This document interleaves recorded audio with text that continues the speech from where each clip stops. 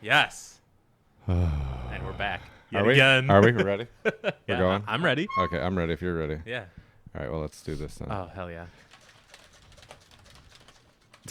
The lid is closed.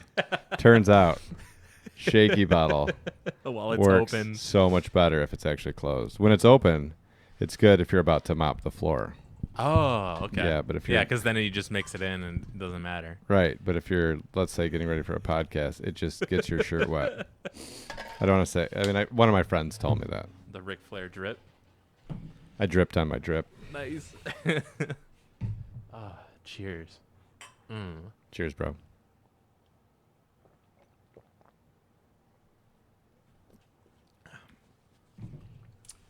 Tart. Can you guess what it was? Tart. Well, we've hit that, but do you know what it is? Mm-mm. Honestly, if you're learning what these are yet. That's I don't. That's the Gabby one. Is it? Yeah. Wow. It was just so nothing. Why did hers taste so much better the one time when you're like... Because you had no point of reference. Okay. So you were like, oh, Now it's a little more tart. you're like, oh, this is sweet. Yeah. Yeah, and we probably had less water and a little bit more. Like that was like 1 1/4 scoops Okay. and like, I don't know, 8 ounces of water or something like that. Whatever. So can you grab the patents? They're right in front of the voodoo bag. So I had a question. I was talking to somebody this week. I don't remember who, and I told him that I would look at the basket patents. So once again, the basket patent is 1988. I don't know why I reached for that in such an awkward way, but I did. Yeah, because they were smart guy. for a smart guy, you're pretty dumb. So they were saying like, Michigan has been known for like short par 3, deuce or die courses. Yeah. And I was saying, that's not really the thing. The thing is more of like Michigan is one of the kind of like not birthplaces, but one of the original strongholds of disc golf. Mm-hmm. Right. So like California and Michigan being 2 of the early places where disc golf became very popular. Yeah. So I'm looking at like a lot of the courses that you're talking about were established shortly after 1988 or in 1988. Yeah. So like Star, Wagner, Raintree. Yeah. So there's like some validity, but also it's not like they just went in. Like, What do you mean? as to it being like if the majority of these courses got put in at this period of time, and those are shorter courses, deuce or die, and now they're known as like, if you don't go into that information knowing that, then it's not, again, like these aren't, it's not like they haven't, or it's not like they have just been put in. Right. Yeah.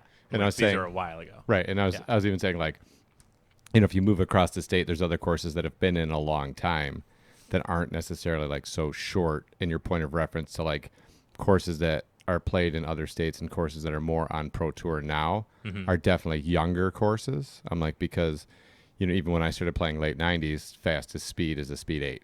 Yeah. So if you could throw 400 feet, you were balling out. There was Yeah. no standardized form. Yeah. Like, I feel like I 400-foot T-birds. Right. Or even like shortly after that when the Valkyrie came in, like you had somebody throw 600 feet, Yep.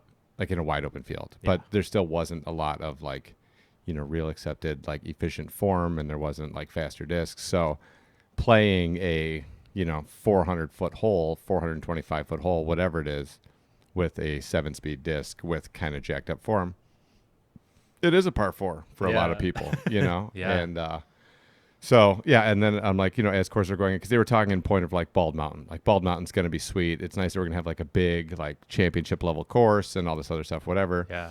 And I was like, and a lot of courses, like they're trying to modify Addison to make it into like, instead of 24, like 18 real, like long, challenging holes and all this stuff. I'm like, which I think it'll be sweet. I think Addison is beautiful. Yeah, I think it'll be sweet too. Yeah. And anything that you can put there, it'll be maintained well. Yeah. And it'll look the best that it can look. But I was also like, disc golf is moving more in the direction of, longer courses because people and equipment has gotten better, yada, yada. Same thing in ball golf, like watching DeChambeau like drive 400 something yards, so they've like lengthened courses, and they've done the same thing as technology and as like people's ability to really mash the ball changes, then the game changes, and then like the courses change and all that. Yeah. So I don't think that you're looking at Michigan. The theory of disc golf in Michigan is much more like shorter holes that, X, Y, and Z. I think it's just No, you're playing history. Like you're playing what disc golf was. You know, I watched the video of I always forget his name, but the guy that did the Crack the Whip video, the guy from Innova that always wears the Jurassic Park hat. Dave Dunapage? Yes. Yeah. So he did the video, and he was talking about like the origin of disc golf discs. Yeah. And like the first, you know, and he was talking about like we made one, and we thought it was going to do this, and it didn't, and then we made that. He goes, but before that, you're just playing, you know, with regular frisbees, and then then he's talking about like then we made the AVR.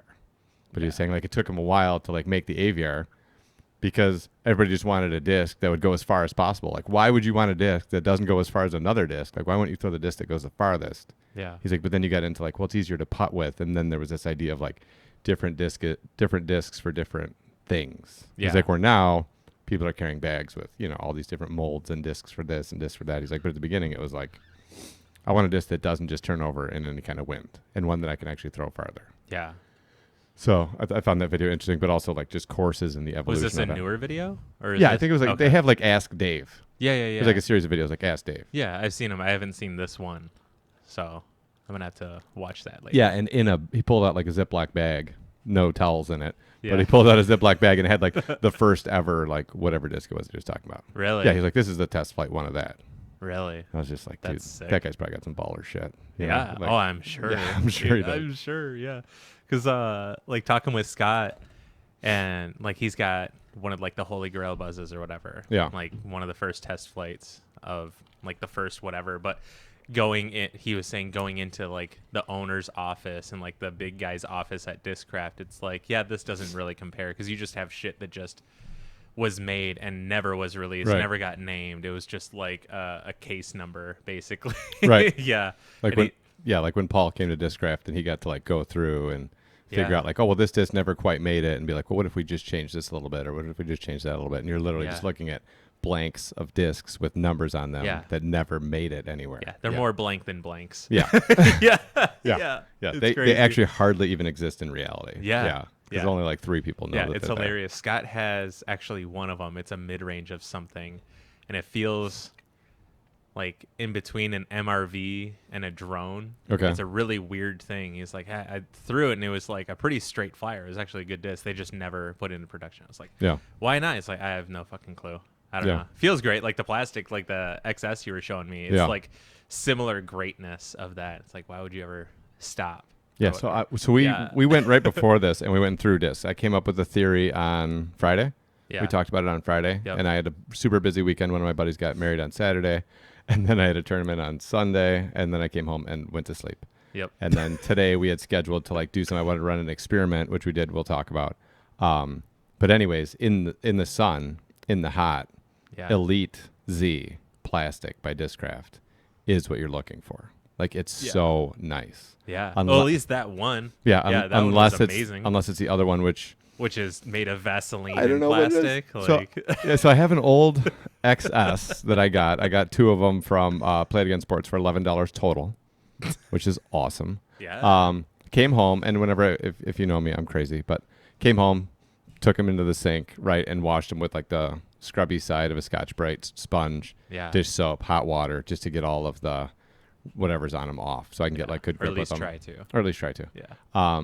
I do. I stick with it. Like, I'm diligent. Oh yeah. So I got them both clean. They're both whatever, but I haven't thrown them in a while, so they've been sitting in the bin up there. And then I pulled them out today to take them to the park to run this experiment. And like, there's fingerprinty CE. Like I had a super fingerprinty like Firebird from back in the day, CE, and like it would just like create this dust or something that like comes out from the plastic or collect the dust from the atmosphere. I have a couple Prodigy discs that did the same thing. Like Fred ordered discs earlier this year, so these aren't like old discs or whatever by any means. Yeah, and they do the same thing. It's got like the weird chalky tackiness to it. Yeah, that if you wash off comes back. Yeah, from where I don't know. But anyways, the one XS that I took out, like it's covered in something from.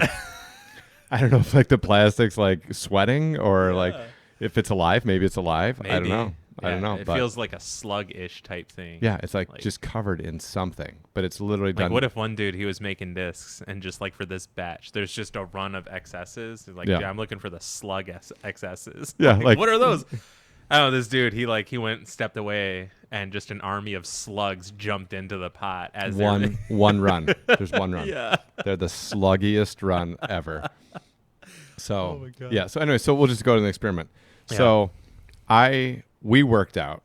Yeah. Maybe we can get into the workout first. Yeah. We can go into the workout. So we worked out last week. We had talked about on last podcast that we wanted to work out. And we're going to get Jake Parker involved, and we're going to do that. Jake Parker has a full schedule, which we also talked about. And he's not just waiting around. He's a busy guy. He's not just waiting around for Zach Fortuna to give him the call. Yeah. He's not on the bench like, can I go in now, coach? Yeah. Oh, Zach, you need me? Great. Yeah. Shout out to him because he does run his own business and everything. So, so then you just hit me up and you were like, dude, we're just going to work out. Yeah, because I just wanted to do it. I didn't want to have to wait. And again, he's like busy doing all this stuff. I was able to talk to him that day. He's like, sorry, there's a lot going on. Yeah. It's like, yeah, that's fine, whatever. And then I talked to you because it was just in my head. It was like, I'm ready to do this, and I don't want it to be like X amount of days after. Then I'm going to fall into that weird cycle again of just like time goes by. Yeah, exactly. So I wanted to just get at it. Like, I don't care. I know it's going to suck. Whatever.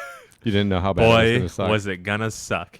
So you hit Tuesday. No. Monday? Thursday. Yes. Was it that recent? Yes. Okay. Either way. Because Friday I had leagues. Oh, yeah. Yes. Okay. That's so it was right. Thursday. So Wednesday night, you were like, I'm going to come over tomorrow at 8:30 in the morning and we're going to work out. Because I was talking to him Monday night, trying to make it happen for Tuesday. And then Wednesday, fuck it, let's get at it. So Thursday, I get up, like ready to go, be at Darren's at 8:30 or whatever. Like, oh, hey, look, like pre-workout, we'll make one of these. First of all, there was a little negotiation on Wednesday night because you're like, we will work out tomorrow, and then I was stalling, and then you were like 8:30, okay, and I was stalling, and then finally I was like, Gabby, Zach's gonna be over tomorrow morning at 8:30 in the morning for us to work out. She was like, what? I was like, send, and I was like, yeah, he's gonna be over at 8:30. So you're coming over at 8:30 in the morning for us to work out. I got up at 8, kind of got up and got going. Yeah. Was tired because I didn't go to sleep super early the night before, and I forget what I'd been doing. But I had a busy week this week, super busy week. Yeah. Oh, that's right. I tore down that thing on Wednesday. Yeah. The shed or whatever. Yeah. So I had a full physical activity, like blue collar Labor Day. And then you were coming over at 8:30, and I was like, fuck it, let's do it. Right? Like, I know I'm going to be sore. We'll just do it. Yep. So you come over. I'm a little tired. Mm-hmm. I shop enough at the vitamin shop that they actually, like, gave me some shit. And I'm friendly. Like, I talk to all of them. Yeah. Manager's out on maternity leave. She's my homie. Really? Yeah. So nice. Anyway, so they still all know me. Whatever, because it's me. And I went in. I was like, hey. So she had these two things. She goes, have you ever tried the Red Con 1, like pre-workout drink, whatever that comes like in a bottle? Yeah, it's called like War. Yeah, something of war. War. Yeah. War with yourself. Yeah. I don't know. So War, you know the rest. So just the rest. War. So she gave me 2 of them. She goes, here, try these out. Because I was like, go up there and I get the Jocko, and then I got that bucked up, and then I went in and I was like, I was telling what I think. Like, oh, the Jocko's really good. Yeah. That bucked up. It's tasty. Sorry. It's not a huge fan. No, really? I'm just not. It's like not my thing. Yeah. I like it. So it's good. I mean, it's good. It's just not my thing. Yeah. Like, it's not like I drank one of the case and then was trying to peddle them off on people. Like, hey man, you want something? Right. Here, have these. Have these. Yeah, you need 8 of them. So anyway, so she's like, well, here, try these out. I was like, all right. So she gave me 2, and they've just been sitting in the fridge. So then you came over, and I was like, great, this would be a great thing. We can do it. And then I was like, it's probably going to be similar like the Jocko, which is going to like get us up and going, but like we really need to get going. And I didn't want to deal with like me being sluggish or you being sluggish because I didn't want the workout to be where I'm like, come on, man, let's go, or like where I'm kind of dragging ass because I felt like you're counting on me to like go through some stuff, and like I always like to be high energy anyways, and I knew like that morning it was going to be difficult, so I was like, rather than err on the side of safety, I was like, let's just hit the pedal and go. Yeah. So we took the. Oh boy, I think we put the pedal through the floorboard. Yeah. we took the drink. I took the drink that they gave us, and then I added a scoop of like real legit pre-workout to it. Yeah. Shook them up, gave us each one, and 0% water. Yeah, no, it was pre-energy powder into a pre-energy, or I mean, it was a pre-workout powder into a pre-workout drink. Yeah. And then we just drank them. And I was like, all right, let's go outside and start warming up. Yeah. And we did like whatever, a solid warm up, little jump rope, little like agility ladder. Shout out to Jared. Yeah. And I actually call it the Jared ladder, which is funny, but we did the agility ladder, and then we did like some jumping over a bar and some stride work and whatever, just to get body warmed up, get the hips moving. And then I was like, all right, we'll do a round of bear crawls to the fence and back, and then we'll go. So we're at my yard. I think it's like 120 feet from the sidewalk to the fence. Yeah. Maybe 90. I forget. One of the dimensions is 90. So maybe that's 90. So I bear crawl to the cyclone fence. I turn around. I bear crawl back. As I'm bear crawling back, I started to feel like I might faint. Yeah. And I was like, oh. And I was like, got to get to the sidewalk. So I bear crawl to the sidewalk. I stand up. I turn around. And Zach's like back and like leaning on the cyclone fence with one arm. The first round of bear crawl, which we only did one round. We went there the first and then half, back. Yeah. The first half, I started like my stomach was above my head. Yeah. But it felt like it was trying to get to my head. Yes. It wants to come out. Yeah. So I was sitting at the fence, breathing, making like, you're staying in. Fighting like, it back. Yeah. I'm on like probably 70-30 of the fence or whatever. Yeah. So I stand up. I turn around. I see him on the fence. And I was like, oh, it must be hitting him too. Yeah.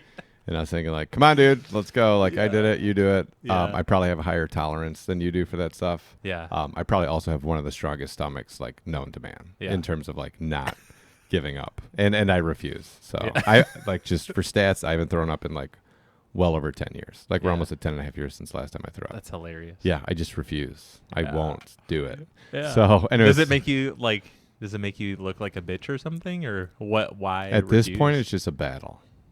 Like because I have just to be able to say I haven't. Yes, I'm not lying. So I have gone so long without throwing up that at this point, when I feel like I'm going to throw up, it's a full battle. I'm just like, I'm not going to do it. I'm not going to end the streak. If I was trying to do stats like that, I for sure could have held it back. Yeah. I just. Like, well, no, you needed to throw up. Yeah. Like there, and I even told you that. I said, you need to throw up. Just throw up. Yeah. I was trying to tell you that. I was like, if you just throw up, you'll be better. Oh yeah, I knew that because that's usually what I just go by. Like I don't care. I don't have this 10-year standing bet with myself. Right. That if I did, like, I think for sure I could have withheld that still. But like, it's time. Yeah. So we did that, and then we went to the park and ran some routes with a frisbee instead of a football, just to get like. The reason you do that is so that way you get your brain out of the way and you actually sprint. Yeah. Because otherwise, when you're going to sprint, like you're like, oh, this is fast enough. But when you're going to chase something, you know, we rarely had the timing right to where we were actually chasing stuff. So it worked and it didn't work. First workout doesn't matter. Yeah. And then we came in and did a bunch of stuff, and then at some point you were like, I'm there. It's now. time. Yeah. And it was when you brought the bucket over. Like I was starting to feel it when we were doing the pull downs. Pull downs. Yeah. But it was before that doing the reverse hypers. Reverse hypers that. All right, it's starting to do whatever. And then doing the pull downs, I thought would be like, what is going on here? Stop it. That I'd be okay and have that time to be able to like recollect. And I got halfway through the 10 and then I stopped because I was like, all right, it's like, that hits me more than what I thought it was, just like you were telling me. Yeah. And so I just started sitting there and you're like, is it time? It's like, I don't know, maybe. And you go to get this giant bucket, like mop bucket. It's like, here just in case. And that was like enough for me to like, it's time type deal, like seeing that. And then like I'm really good at like thinking about the thing, and then it just like it's real quick. So I go upstairs and just like I'm less of a mess, whatever. I can wash my mouth afterwards, and then I do that, come back down, like let's finish it. Finish the workout. So we worked out over a couple of hours, a little over a couple hours, including the warm up. Like 2.5 or whatever. Including warm up and puking and everything else that we had to do. Too much pre-workout for sure. The takeaway. Oh my god. We always talk about the takeaway. The takeaway was too much pre-workout, but the workout itself was great. Yeah, the workout itself was great, and then like the stretch we got at the end was really good, and so it was thorough. From your knee to basically your shoulder blades. Exactly what you told me we were working on was everything I fucking felt. Yeah. Like above my knees and up to like about here or whatever. It was like all this was holy shit. Yeah. So we got done. We were a little sore from doing it, more tired and more just caught off guard. Like my body was just caught off guard. Like, oh shit. Right. Like today we're going to work out. My body's like ready for it. It was like, all right, cool. Let's do this. Yeah. I'm extra ready for it because I did not. Like we did pre-workout before the podcast, as we do per usual. Yeah. And that's it. I thought about it earlier as a joke to myself, and no one was there to laugh. Yeah. So Friday I got up, and I was a little sore, but a good sore. But then I had mushy butt. For sure, like my whole butt was just like, why did you do this to me? Yeah. And there was like nothing there. Yeah. So I knew I had leagues at night, so I was like, I'm going to go out during the day and play. Just to get my body moving and to kind of like start recovery and start doing whatever. So I went out and played cast, real casual round with Parker, and we did that, and I was just like shaky. Like my butt was shaky. The rest of my body was okay. My knees felt good, which was nice because then I knew we didn't do anything wrong. Mm-hmm. And then I had leagues, so I went to cast, dropped Jake off at cast, drove to leagues, got to leagues, and then just to stretch like the outside of my thigh and my butt when I was getting ready to throw, I was like, I'm going to take a longer back step on my X step. Mm-hmm. So that like left leg coming through, I'm just going to put farther over. And the whole purpose of it was to like get a stretch kind of on my leg as I pushed it through and then take my step into it. And I did that. And all of a sudden, for the first time in my entire life, I'm 42 and some change. Mm-hmm. Been playing disc golf a really long time. I actually felt the connectivity of like my whole body going into a throw. And I like kind of had a minute of like freaking out. Yeah. I was like, holy shit, that was cool. Because most of the time, my body is just specifically blocking itself from doing what I want it to do because it's trying to protect my knees. Yeah. So I explained it to you. Because you've had how many knee things? A lot. And I've watched double digit? Yes. And I've watched it. I've probably been on crutches in an immobilizer for my left knee probably 7 times. Yeah. But I bent it completely backwards twice. Like, whoa. Yeah. And then I had my shin bone come out of the front of it once. That's when I had to have reconstructive surgery. Yep. I had my kneecap to the side of my knee once. And then I had it go out totally sideways like that once. And then I've like hyperextended it, twisted it, whatever over time. So it makes sense that your body's like just the image. Yeah. And I'm not lying. The image in my brain of looking down at my leg and it being backwards, or looking down at my leg and having it take like a left turn. Yeah. Or looking down at my kneecaps on the outside of my leg, or the fucking bone sticking out of the front of my leg. Like they live there. Like you don't forget that. So when I'm going to do stuff, like you did the agility ladder, and I could finally like clearly explain it to you. Yeah. So talk about the agility ladder and what it was. Oh my God. So the agility ladder, I think I have the skill set there for it, having grown up playing like soccer and whatever for X amount of years. Yeah. So, but this was the first time doing something like this in a while. Yep. And it's like the mind fuckery that happens. So going one direction, like going straight on into the ladder, and then going right, left, right, left, right, left, right, left, right. Like that makes sense to me. Yes. And your brain's like, got this. Yeah. And then going perpendicular to the ladder where you're shifting right to left or left to right and going front ways and doing the same fucking pattern. I went like full potato. Like I couldn't get it. I had to slow down significantly to be able to hit that pattern every time. Yeah. Versus the other way where I could do it much fast, like probably twice as fast as that way or something. Right. Like, I like it a lot, but geez. and it's a weird feeling because you're like, you can say the pattern yourself, like left, right, left, right. You know, like whatever it is. And I just told you when you were doing it, I said, we're just doing this for a warm up. So pick a pattern, commit to it, and do it there and back. And then change the pattern, go there and back, right? And all you're trying to do is 1, get your blood flowing, but 2, try to get like your neurological connectivity to your legs there and get some like work on your agility. That's why it's called an agility ladder, because that's specifically what it's for. And so then I looked at you because I was just jumping mindlessly back and forth over that pole, doing my work. Yeah. And like you were like, oh, and I was like, body's not listening, is it? Yeah. You were like, no. And it was the first time I could really explain to you like what happens when I throw.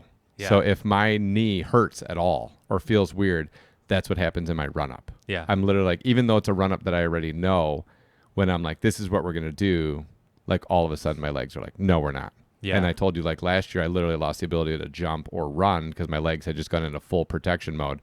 And it's bizarre to stand there with something like 8 inches off the ground and be like, we're going to jump over this. And literally my body's like, nope. And I'm like, wait, what? And I'm like, yeah, because when we were jumping over that bar, like, is it even 8 inches off the ground? No, probably not. Yeah, like at one point, because I was like, I feel like I'm like, I get the point of this, like we're building up and getting used to explosive power, even though it's like not a lot, it's still doing that. Right. But as I'm doing the agility ladder, I hit the potato mode. You laughed at me because like, this is it, blah, blah, blah. Yeah. And then you were like, that for that same reason, I couldn't jump over this bar. Yes. And I was blown away. Yeah, like I didn't like when I was thinking I couldn't jump for whatever, like not like MJ like trying to dunk or something, right. but not like it was that a bar. tiny amount. Yeah. That was crazy. Like I couldn't jump over like 8 minis tall. Yeah, because my body was just like, nope. I was like, come on, guys, and no, and then I just stand there. So anyways, so I've battled over the last few years like leg issues and whatever, and so like when I actually go to do stuff, like my body just plain and simple won't do it. Mm-hmm. So this Friday was the first time, and it was just this weird thing of like moving my left foot farther behind and then stepping. And for whatever reason, when that happened, it was the first time ever that I could like feel my legs pull in, everything come through, and then I threw this shot. And I wasn't trying to throw hard or anything like that, but I like literally. It felt more like a full body throw. Yeah, I felt it like ground up, go through my body, and come out my hand. And I was like, holy shit. And instantly I was like, I got to tell Zach. Like, I was so excited. So I did like 4 of them, and it was super cool. Right. And I was like, all right, cool. That is something. I'm not sure what it is, but that's something. Yeah. And then I did a little bit of the Yuli thing. And then I threw some forehands, and like something clicked in my brain with like, all of a sudden I could have the kind of idea of how I throw a ball, because I can throw a ball really well. Mm-hmm. And like I've spent all these years trying to transition my forehand into getting it to link in my brain, where like throwing a frisbee is like throwing a ball, and then I can just mindlessly hit stuff. Yeah.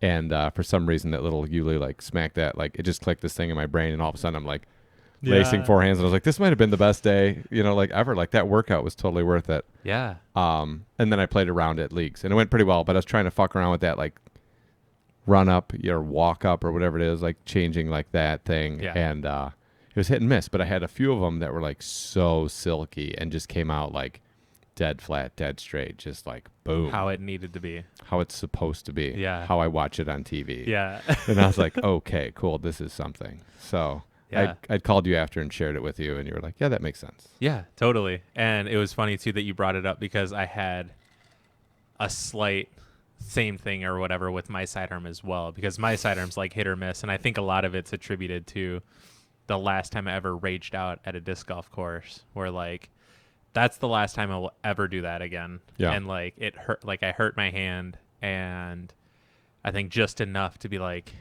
we're not going to do that again, but like it wasn't bad enough to where like it's going to impact it. But one of the things that helped me out was you giving me the advice to just splint it and take some ibuprofen before bed. Are you talking about with your wrist? Yeah. So, and it was mainly with this tendon here. I could feel it, and I didn't really tell until one time, and it was like the round I played before I talked to you, when you gave me the advice. I was throwing a sidearm, and I had it come off like super clean how it needed to be. And I think it just pulled this so much that I could feel that. And I was like, oh shit, it's like me throwing a sidearm. Like there's a pain there that's like so minute that I'm not feeling it, but like my body's feeling it, and that's it. And then it got so bad that I was like, this is why. Like it has to be why. It's one of those things like this makes too much sense to not be it, or at least be the majority of it or whatever. And then I was talking to you about it, and you're like, yeah, the sheathing and like that, the thing that it slides through is like inflamed or could be or whatever. So here's what you can do. Cause like I was telling you, I thought I had like a boxer's fracture, and you're like, I've had boxer's fractures. You would fucking know if you had one. I used to have some rage as a kid. Yeah. I had 3 boxer's fractures in my right hand. Yeah. Yeah. So like one of them real good. So I did that. I took your advice. Yeah. Splint it at night. And splint at night. Take some ibuprofen. I had like some liquid Advil or whatever. And then I think it was like 3 nights in a row straight of doing it. It felt like significantly better. Yeah. And then like just I'll keep doing that here and there randomly just to keep it immobilized. At bay. And recently, as I can like trust it more and really get into it, when I went out to firefighters with Dan and Kyle, I took the zones that I got from you. Yeah. And I was just like, I'm just going to throw sidearm on like most of these holes and just see like what I can do. And like, I don't know, I was driving one time and I was like thinking about my sidearm, and I was thinking about skipping rocks. So I can skip rocks pretty well, and I can skip pretty much like anything. Like I had a phase of doing that stuff. shit. Yeah. So like I was just thinking of where I'm trying to hit it when I'm trying to just like give it as much, like if I'm trying to go for like a crazy long skip, like where I'm trying to hit that from my hand and like that angle, and then just incorporate that into there. And within like the first two throws is like, this makes a lot of sense again. All of a sudden I'm back to like the same feeling as before. Yeah. And then really getting into it. And on hole 6, I threw like this green zone on an Anheuser, and I got it past the last tree in the fairway or whatever. So like I'm still probably 60 out or something like that. But like it's a solid with a zone right. like that far, I was like, fuck yeah. Because it wasn't wobbly. It was super clean. Felt like I got everything into it, and everything that I was trying to go for, I was like nailing. And I was really pumped about it. Yeah, because if you can, that's 330 feet. Yeah. Right, from the pin to that, because it holds 368 feet. So if you're 60 out, you're about 300, 320. So if you did, if you can do 300 and in with a zone, it'll make your game real easy. Yeah. Yeah. Yeah. It was sick. Yeah. Yeah. So you're gonna be like, bam. There's somebody that's won a few world championships. That's their game plan. Yeah. So they probably figured that Less out. zone, more meat. Yeah. Just meat it up there. So anyways. So after that, I had talked to you after leagues because I was like super excited, and I was like, "Fuck yeah!" And I'm crazy, so I get all like juiced up, and then I'm trying to break down.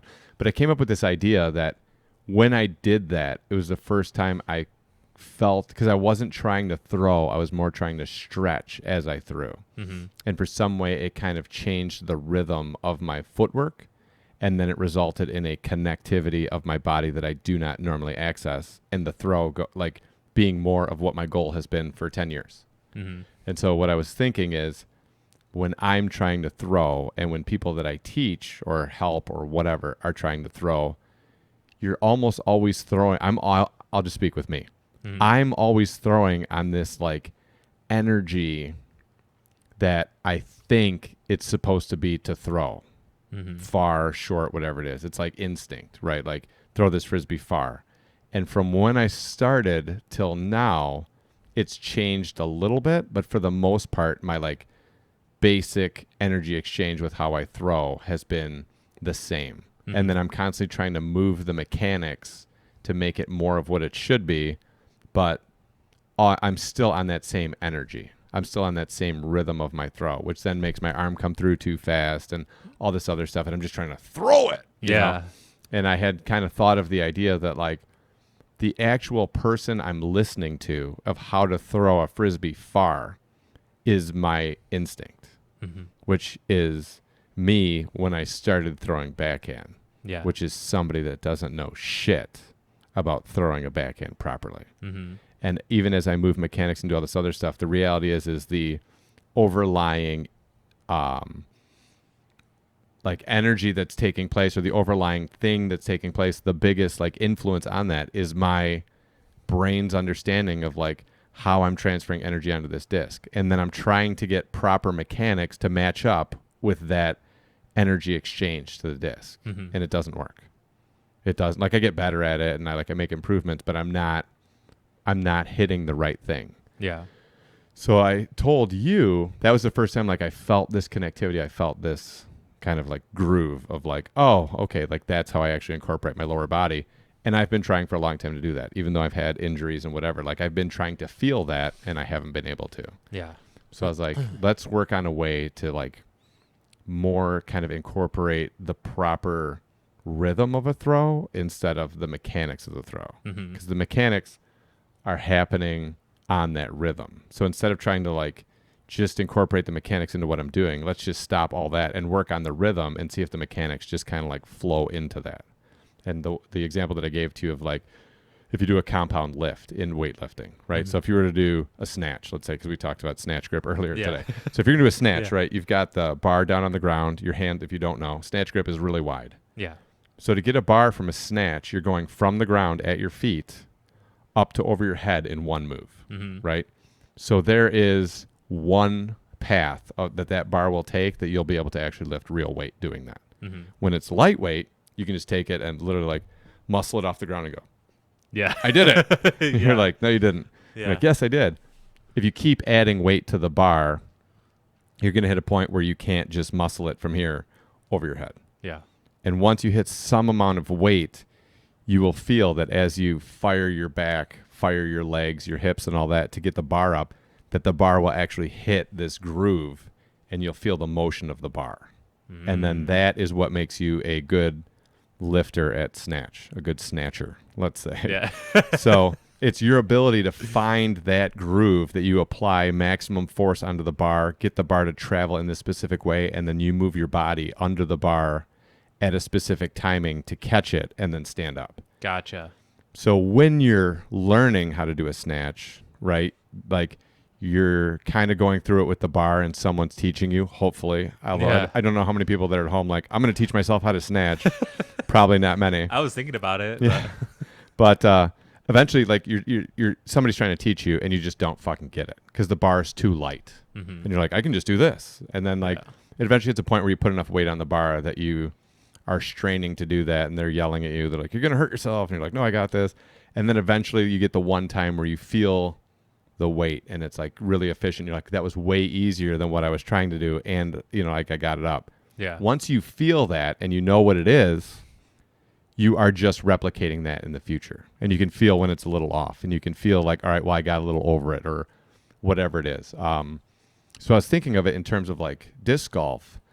Like the trick is for me is to feel that rhythm, what I felt, to feel that like connectivity on my throw and then move to adding power or incorporating a little bit farther of a reach back or whatever these like little mechanical adjustments I would have to make are.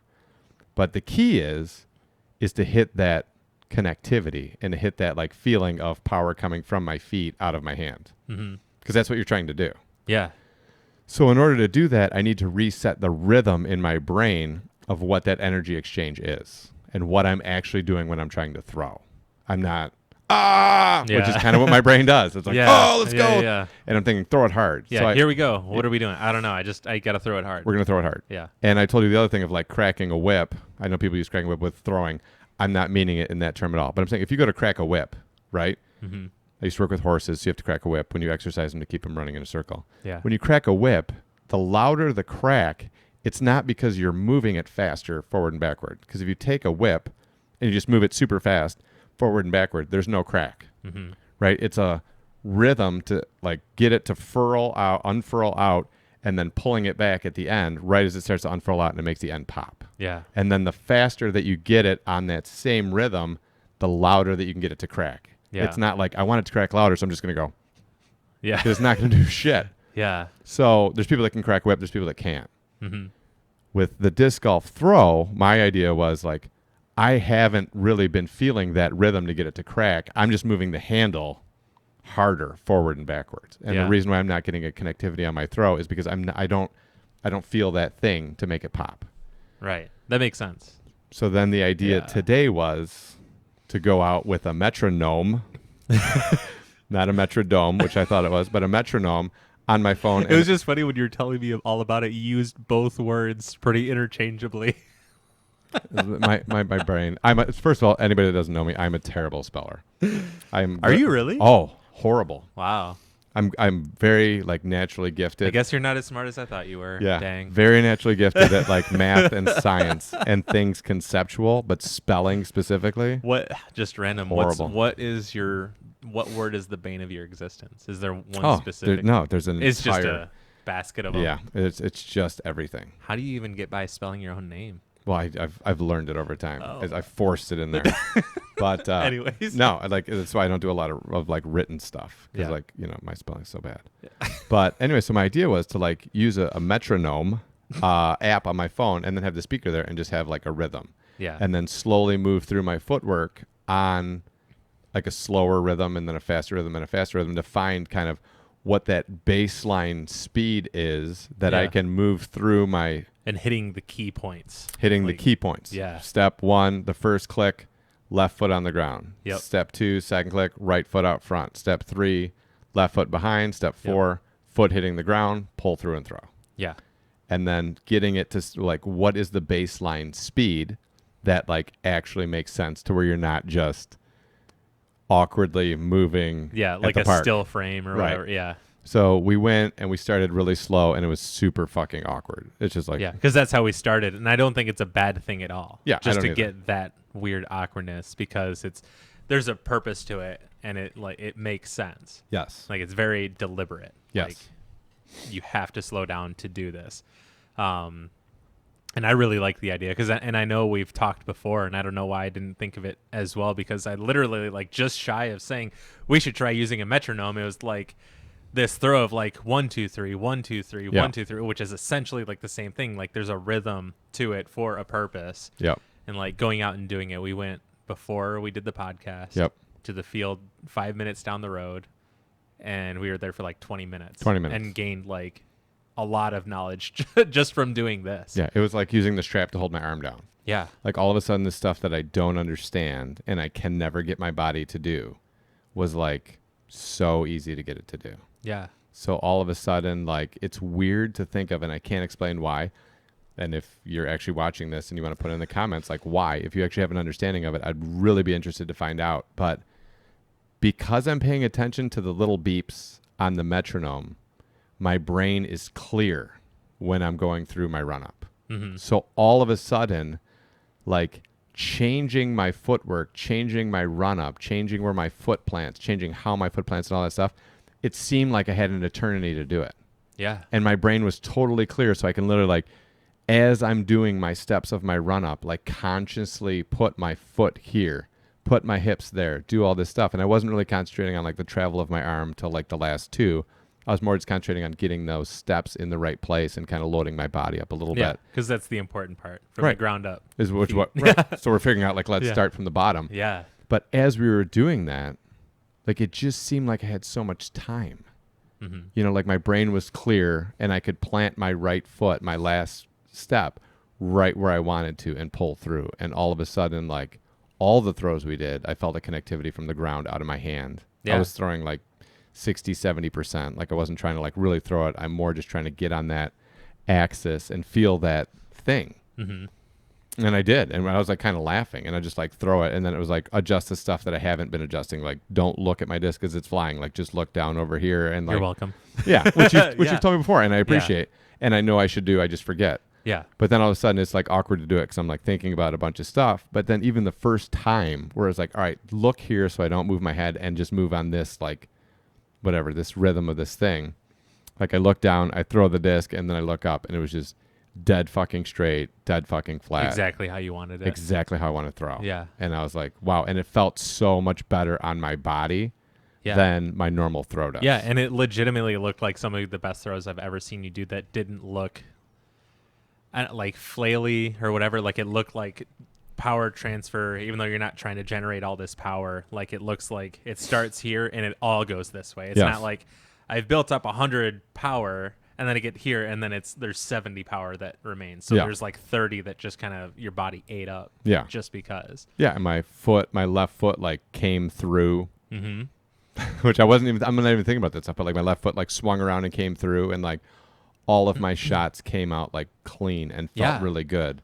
And I wasn't really trying to, like, throw it. We were just going through it. So we had ended at however many beats per minute. I think it was 85. I was gonna keep that secret, but that's fine. So we ended at 85 beats per minute, and I can bleep it out, no, so fine. nobody will ever. So we know. ended at beats per minute, and in doing that, it's as slow as fuck run up.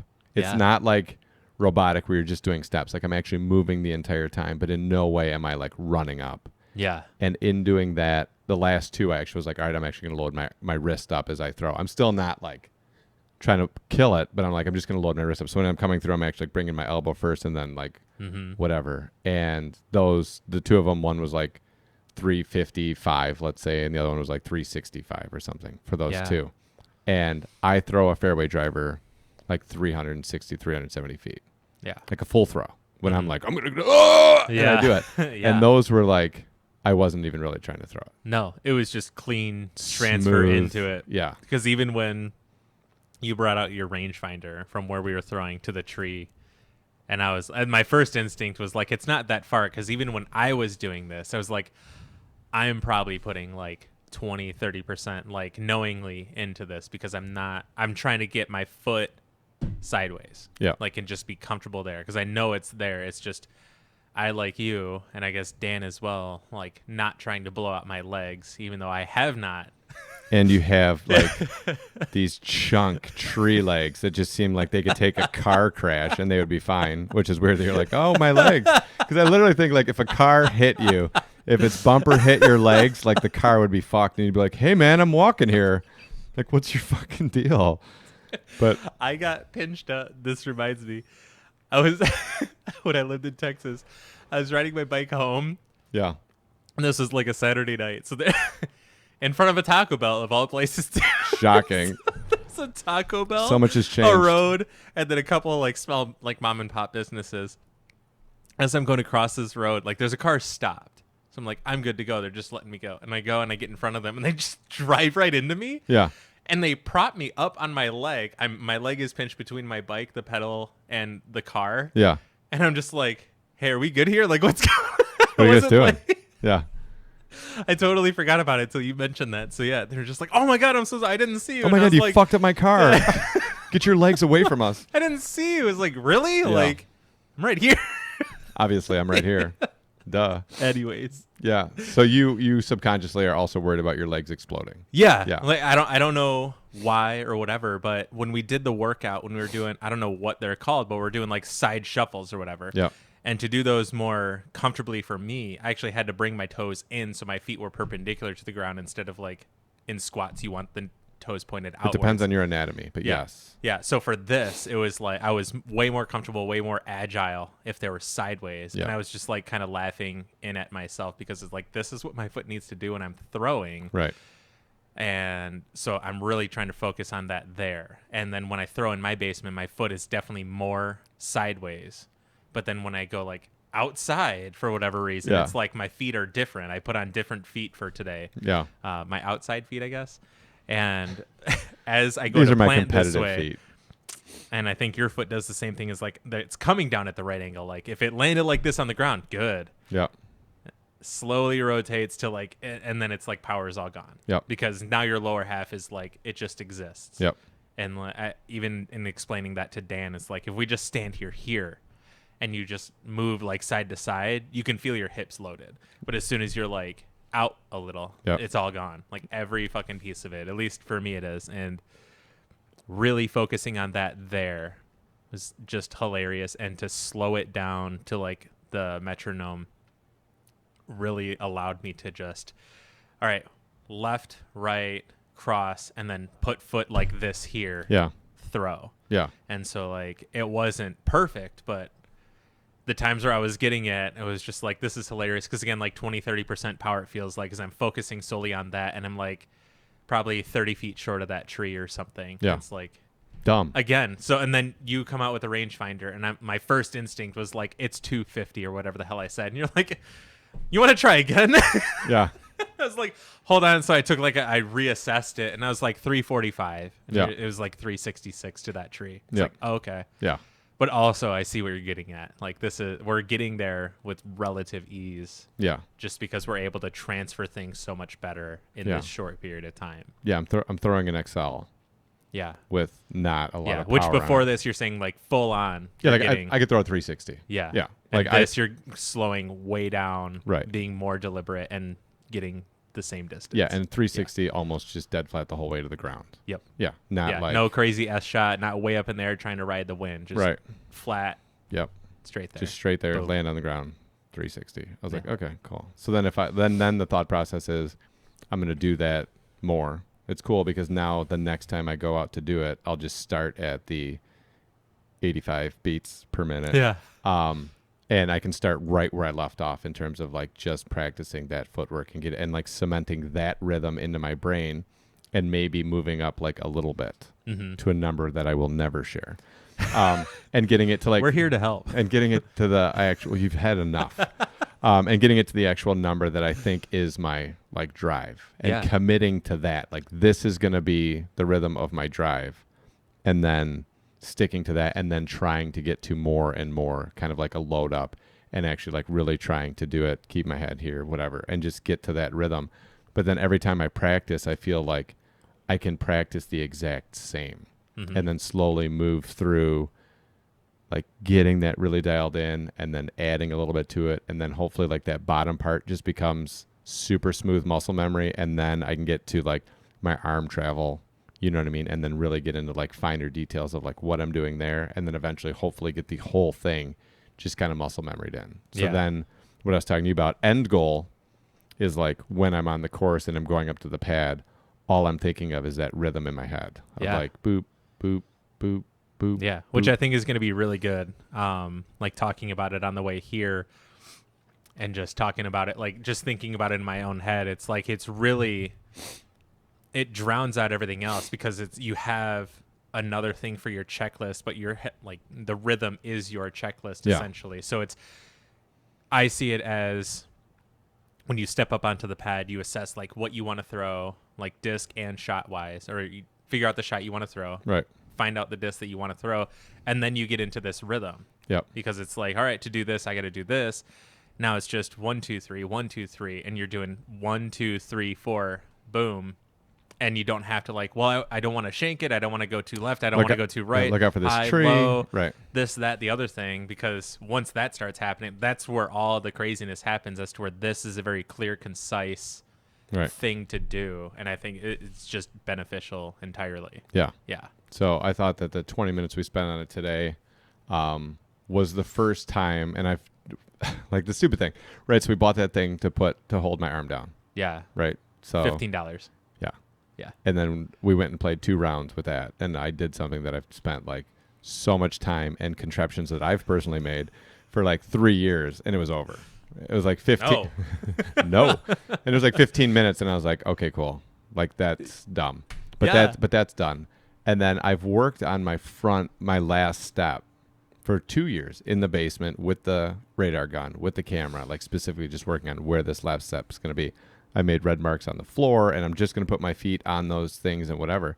But the reality is the problem was like the energy in my head or the rhythm in my head or whatever it was. Like my brain is somewhere else, doing something else, concentrate on something else, focusing on manifesting something else during that last step. And it's too busy to be able to like work on that plant. So then I would have like a whole bunch of throws, and some of them I'd get that plant, some I wouldn't, some I'd forget to work on that plant, even though the only thing I'm thinking about when I'm running up is like plant. Yeah. And today, every throw I was able to be like, this is where I want my last step to be. Yeah. With like so much time to do it and such a clear head while I'm doing it. And it also super helped me with that idea of like plant and then pull. Yeah. Instead of my biggest problem is this foot is over here. I've already taken my legs completely out of it. And while this foot's coming down, my arm's coming through. Yep. Where today it was like, this foot's actually coming down right here. It's on the ground. And then my pull through is happening. And then it was like super smooth, not as much effort, just as far as I normally do with my, you know, and that was cool. Yeah. It was awesome. Yeah. 20 minutes of awesome for us. Yeah. Super cool. Definitely worthwhile. And we got the ladies. Oh, kind of. Where? Oh, yeah, those ladies at the park. Can we use this picnic table? We know why you're really out here. They just wanted to watch us throw. Yeah. Late 60s, beat up. That's what we're looking for. Nailed right it. There. Got the ladies. No. So the other thing that I had, I'm not going to really go into my tournament too much other than the takeaway. Yeah. So I went to my buddy Zach's wedding, which was beautiful. It was fantastic in Lake, Michigan. Not the Lake, Michigan. There's a town, Lake, Michigan, which I didn't know. But I went out there on Saturday, did the wedding, hung out, got to see some old friends, talked to some people. It was super cool. Yeah. I had a great awesome. time. Super relaxing, super fun. Played some cornhole, lost. Sad. The boards weren't square. There were some issues. Yeah, sun was in your eyes. But Tommy totally took me down, played a great game. Him and his fiance. Super fun people. They're great. Yeah, but they took us down. I really like his fiance because she talks a lot of shit. She's really competitive, and she's got thick enough skin that you can get her back, which I like. And Megan was my partner. Ziggy's girlfriend was my partner. She put in a real effort. She's a competitor. Yeah. Neither one of us had the skill set we needed, and we lost. It wasn't even close. But anyways. But you had the heart. We had the heart. We had the heart of a champion. So anyways, I go to sleep, quote unquote. They had a place for me to sleep. So I was like, cool. I was like super happy about it. I'm super easygoing. And I had already made up in my mind when I went to the wedding that I'm probably going to be tired for the tournament. But there's bigger things in life than a seat here. Yeah.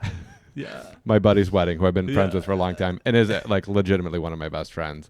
And I've really gotten to be good friends with his fiance, who I love to death. Yeah. things are more important. Let's keep it in perspective, right? So Right. I was like, well, I'll probably be tired tomorrow. But I had a little bit of a hard time falling asleep. One, because I was super excited. It was a fun night. I had drank a bang and some other stuff. Oh, living it up. And where I was sleeping was kind of in the middle of the action, right? So whatever, I put on my AirPods. I listened to some Joe Rogan, and then I was listening to I watched the Jomez show, like the Jomez podcast that I hadn't seen, and whatever. And I was just hanging out. And I was like, well, even if I don't sleep, I'm just gonna lay here and relax, and I'll eventually fall asleep, and whatever it is. So I did. I fell asleep probably like 2:30, 2:45, something like that. I had to get up at 6. Yeah. It was an hour and a half away. I checked on my phone before I went to sleep. And I had Will check to double check, on the U-Disc, like how far is the course from here or whatever. It's an hour and a half. I was like, cool. Yeah. Get up at 6 o'clock in the morning, woke up. I had gotten like a couple hours of sleep in reality because I kept getting woken up by some other stuff. But anyways, so I get in my truck. I got all my stuff. I forgot one of my AirPods on the futon because I thought in my sleepiness that I'd put it back in the case, but I didn't. Mm-hmm. Anyways, Will grabbed it for me. I didn't even realize that I left it there, but Will grabbed it for me, which is key because losing one AirPod, you might as well just go fuck yourself. Yeah. So anyways, so I get up. And the reception out there is kind of shitty, especially once I was already in my truck driving. Because I knew I had to go down to this dirt road, make a right, go down to here, and then when I hit pavement, go left. I know that much. So when I get to the pavement and go left, I'm trying to pull it up on U-Disc, and my U-Disc isn't cooperating. There's a shitty signal, whatever it is. So then I go to use Siri and just be like, Siri, how do I get to Otisville, Michigan? And then I figure once I get close, we've been there enough times, I'll know how to get there.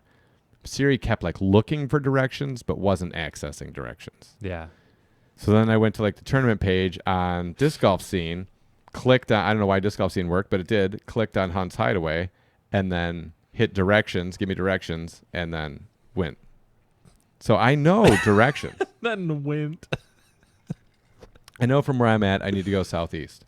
So the directions are not highways. It's take this county road, take this thing, do this. And I'm just driving down these 2-lane highways all over the place.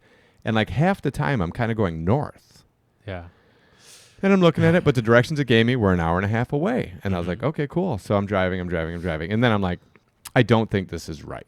I kind of keep going north. I'm going northeast, then I'm going east. Then the road will bend, so I'm going southeast. But then it'll quickly take me somewhere else, and I'm going northeast. And I'm like, this seems off. But I have no signal. I can't get Siri to work again. I keep putting in U-Disc, and it won't pull anything up. And whatever the fuck it is. So I'm finally 10 minutes away from the course, and I'm looking around, and I'm like, this doesn't seem right at all. Yeah. And then I come out of wherever the hell I'm at. All of a sudden I have 3 bars, and I'm like, sweet. So I just go right, and I'm like, how do I get to Otisville, Michigan? Pulls up directions. Hour and a half away. I'm an hour and a half away. It's 7:30 in the morning. Yeah. Check-in ends at 9. I'm an hour and a half away, and I'm in West Branch, Michigan. And I was like, what the fuck? So at that point, I had eaten dinner at 7 o'clock the night before at the wedding. And I was like, I'm not even going to have time to grab a protein bar or anything. I'm just going to go straight into the tournament, whatever it is. So I get there at 8:53. I had texted Noah, and I got there at 8:53, went over, checked in, warmed up a little bit, started the tournament. Started the tournament. I played with DJ, RC, and Brandon Oleski, and they're a great card. I could not have asked for a better card. We had a great fucking time. Even when people had bad shots, it was still I really get along with all those guys, and I was super happy to play with them, and it was awesome. Yeah. I got through. My goal was to shoot 53 or better. So I got through the first 15 holes, and I'm pretty good. I'm all right. I got a 3 on 10, and I'd hit a bunch of birdies, and I was the only 4 I took, I think at that, but maybe I took 2 4s, but I took 1 4 on 3. I laid up and then pulled the upshot and then missed the putt and took a 4. So I was well, I took a 4 either way. Yeah. Not as manly as going for it, but I still got the 4. Fuck it, whatever. Mm-hmm. We had to wait on a couple holes, but then inevitably when I got to 16, I just hit the wall. Yeah. I had nothing left. I was and I know it's good to eat before a tournament, and I know being tired isn't a good idea, but I don't think I've really dealt with when we went out there to play the practice rounds, we were starving the second round. Oh my God. Yeah. And I still shot 53 or whatever it is that we shot. I shot. So the combined hunger and fatigue, sleeplessness. I think it was mostly the hunger though, because I was like really hungry and I was just like, like I'm smoking cigarettes because I'm just dealing with the hunger. I'm like, the cigarette will make the hunger go away. Yeah. And it worked for a while, but then literally we got to 16 and I'm like, oh my god, I'm so hungry. Yeah, your body's like, fuck this. I know this isn't food. I know it's not food. And I got kind of lightheaded and whatever, and I was like, I'll be fine. And then I wasn't fine, and I went like 4 on 6. How long after you thought you were fine that you were like, I'm not fine? 1 hole. Yeah.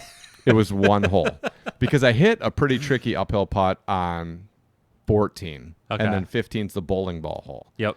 Pretty tricky putt on 14. Decent drive to that like whatever putt on 15 that I do, the hyzer shot to the pot. Yep. My putt was pretty good, just didn't make it, which I've never two'd that hole in my life. Tap in for 3, and I was like, cool, like we're on pace. But when I got to 15, like the walk from 14 to 15 is like a little bit of a walk. You walk up the side of that 1 hole, then you go into the woods, you weave through, and you get to the tee pad. And I remember as I was pulling the cart to the tee pad, and then said, I was like, oh my god, I'm hungry. Yeah. And I was like, I only got 4 holes left. Like we're gonna be fine. Threw that hole, putted out, and then we waited on the next hole for a minute. And we were waiting on that hole. It was like, we're not going to be fine. I just got like kind of lightheaded. We're sinking.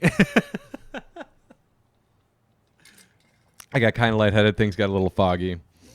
I threw that shot. I never throw a good shot on there, but whatever. The first time I played it, I threw a sweet shot. Since then, I've never thrown a good shot. Nice. Threw it off to the side, went to throw a forehand shot up. It dug in, threw an up shot, took a 4 on it. I seem to 4 it all the time. I was like, oh, whatever, that's a 4. We're fine. Yeah. So then I'm still like, I still got a pretty decent round going. Like I had no idea what my score was, but I was like, I still might be able to throw a 53. Like I'm in that realm. Yeah. Like we're good. Like you're on pace for that still. I'm on pace for that. Yeah. Right. And I'm thinking 17 or 18, I'll birdie one of them. Right. And then the trick is just getting the 3 on 1. Because I seem to have like a 70-30 with the 4 on 1. But I was like, I just need to get the 3 today. Yeah. And so we get to the 17. I throw the drive, just want to throw the drive, but I threw the Meteor instead of the Buzz SS because I was trying to get greedy and like run it. That shot, if you've never thrown it, like the idea that you're standing on the pad, like I'm going to run this is really ridiculous. Because it's just on top of a hill and it drops off basically every which way. Yeah, and you're just throwing up a hill through a bunch of trees. Yeah. So there's not really like a line of like, like you have a line in your head, but you're really just trying to hit the 2-dimensional plane in front of you off the tee pad. And then hope it floats through the line that you're half seeing ish. Right. Yeah. So there's no like, you're not looking at a basket like, I'm going to make this happen. Yeah. So I threw the Meteor instead of throwing the Buzz SS because I was thinking like, it's going to get around that little skinny tree and then run it. Right. Yeah. Like I'm thinking this. And, but are you doing it? So I throw it, hit the line I was trying to hit off the tee pad, got the disc out. I was like, cool. And then it just, it fades a little bit more than the SS. So it goes out, fades over. I hit the real skinny tree. Yeah. That seems almost like a cartoon tree. In the middle of the fairway, it hit that and then dropped down. I was like, all right, cool. Right? Like I'm not in the shit on the left. I'm not in the shit on the right. It's an easy up. Take the par. We'll go on to 18 and I'm going to fucking birdie 18. Right? Yeah. So from there, I do the up shot, but I got a little bit of that, like, I'm going to put this in on the up shot, which was so unnecessary. Yeah. But I was like, I'm going to give it a bit. This is not the hole to do I'm going to give it a bit. Okay. So I went to go play the hyzer in towards the basket. And as I came in, it like clipped off a tree and then went off the backside of the hill. So I was at the bottom of the hill, almost completely at the bottom of the hill on the backside. But still straight up the hill, straddle putt. And I was like, I'm pretty good at these. Like, I'll be good. Put the putt up for 3, just caught the band. Like, this much too high. Caught the band, hit the ground, and then rolled literally like 20 feet past me. Like, jumped over a log. It kicked this. Really? Yeah, it kicked this small kid out of the way. Like, it was crazy. So I watched it like bounce and then like bounce up over this log and then bounce up over this How other are you thing. doing that? It was like 20 feet behind me, and I was like, I'm not going to make this one either. So I walked over, and at that point, like my intern. I'm pretty good at these. Not a chance in hell. Now, like, and I'm going to be gun shy. So I walk over, and I know that the hunger is real. I know for sure that the hunger is like a real thing, and I'm there. I'm like, oh my god, and I can't concentrate. Yeah. Like I'm like, I need to make this, and like my inner monologue's like, you're not going to make this, and then like. As I'm trying to line up for the pot, my body's like, Subway. I'm so hungry, and I'm trying to dial in, and I can't, and I'm laughing, right? Because it's like life happens, right? Yeah. Like it is what it is. So I like stand there for the pot, and I'm like, I need to make this, and like I can't get any part of my brain to dial into this. Like the chains look blurry. I'm like, all right, so all I can really get into my brain is make sure you put enough on it to get up the hill, because I'm all the way down on the hill and I know I'm like fatigued and my body's not really responding. So I stand there and I putt it and I just put it right over it. So I had to drop in for the 5 and I was like, cool, there's a 5. And I was like, well, that happened. And then at that point I was like, what are you going to do? Dude, like, what are you going to do? You knew you were going to be fucking hungry. You know you're tired. Like, you can overcome adversity. And so I'm like breaking myself down. I'm like, come on, pussy. Yeah. Are you going to make this 18 or what? And so we get up to 18. I'm obviously last on the pad. And I early release it. But it like Millennium Falcons like through the left side. And I get like almost all the way up to the top. But I'm like behind all these crazy bushes. I'm basically where RC was last tournament that I played. And all I have is like a standstill anti-flex with my zone to try to like push it through these branches and hope that it falls out and just fades left, and then I have a decent putt. Did that. It was like 20 feet from the basket. Do the putt. Didn't have enough on it, but I hit the right spot. But it's uphill and it's kind of windy, so it like hit the right spot, and I was like, yeah. And then I was like, pussy, and it just pushed it right out, and it like looked like it was in. And then I was like, you don't deserve this, and it just threw me to the ground, and I was like, meh, meh. And so I took it, and then I put it in, took a 4 there, and I was like, okay. And I was like, gotta get the 3-on-1. I had already told them because they were like looking at me like, wow, man, you were shooting really well, and you've really turned to hot garbage. And I was like, I'm so hungry, I just want to be done. Yeah. And so I went to 1, and I was like, we have a big headwind, so I'm like, I'll throw the Zeus and like just make sure I get it over. And I threw it 250 feet. And it hit the ground, and I was like, oh, God, I am really hungry. So then the next one, I'm like, I'm going to throw the Zeus again on a big hyzer and get it up there. Just threw it right in the ground, 150 feet in front of me.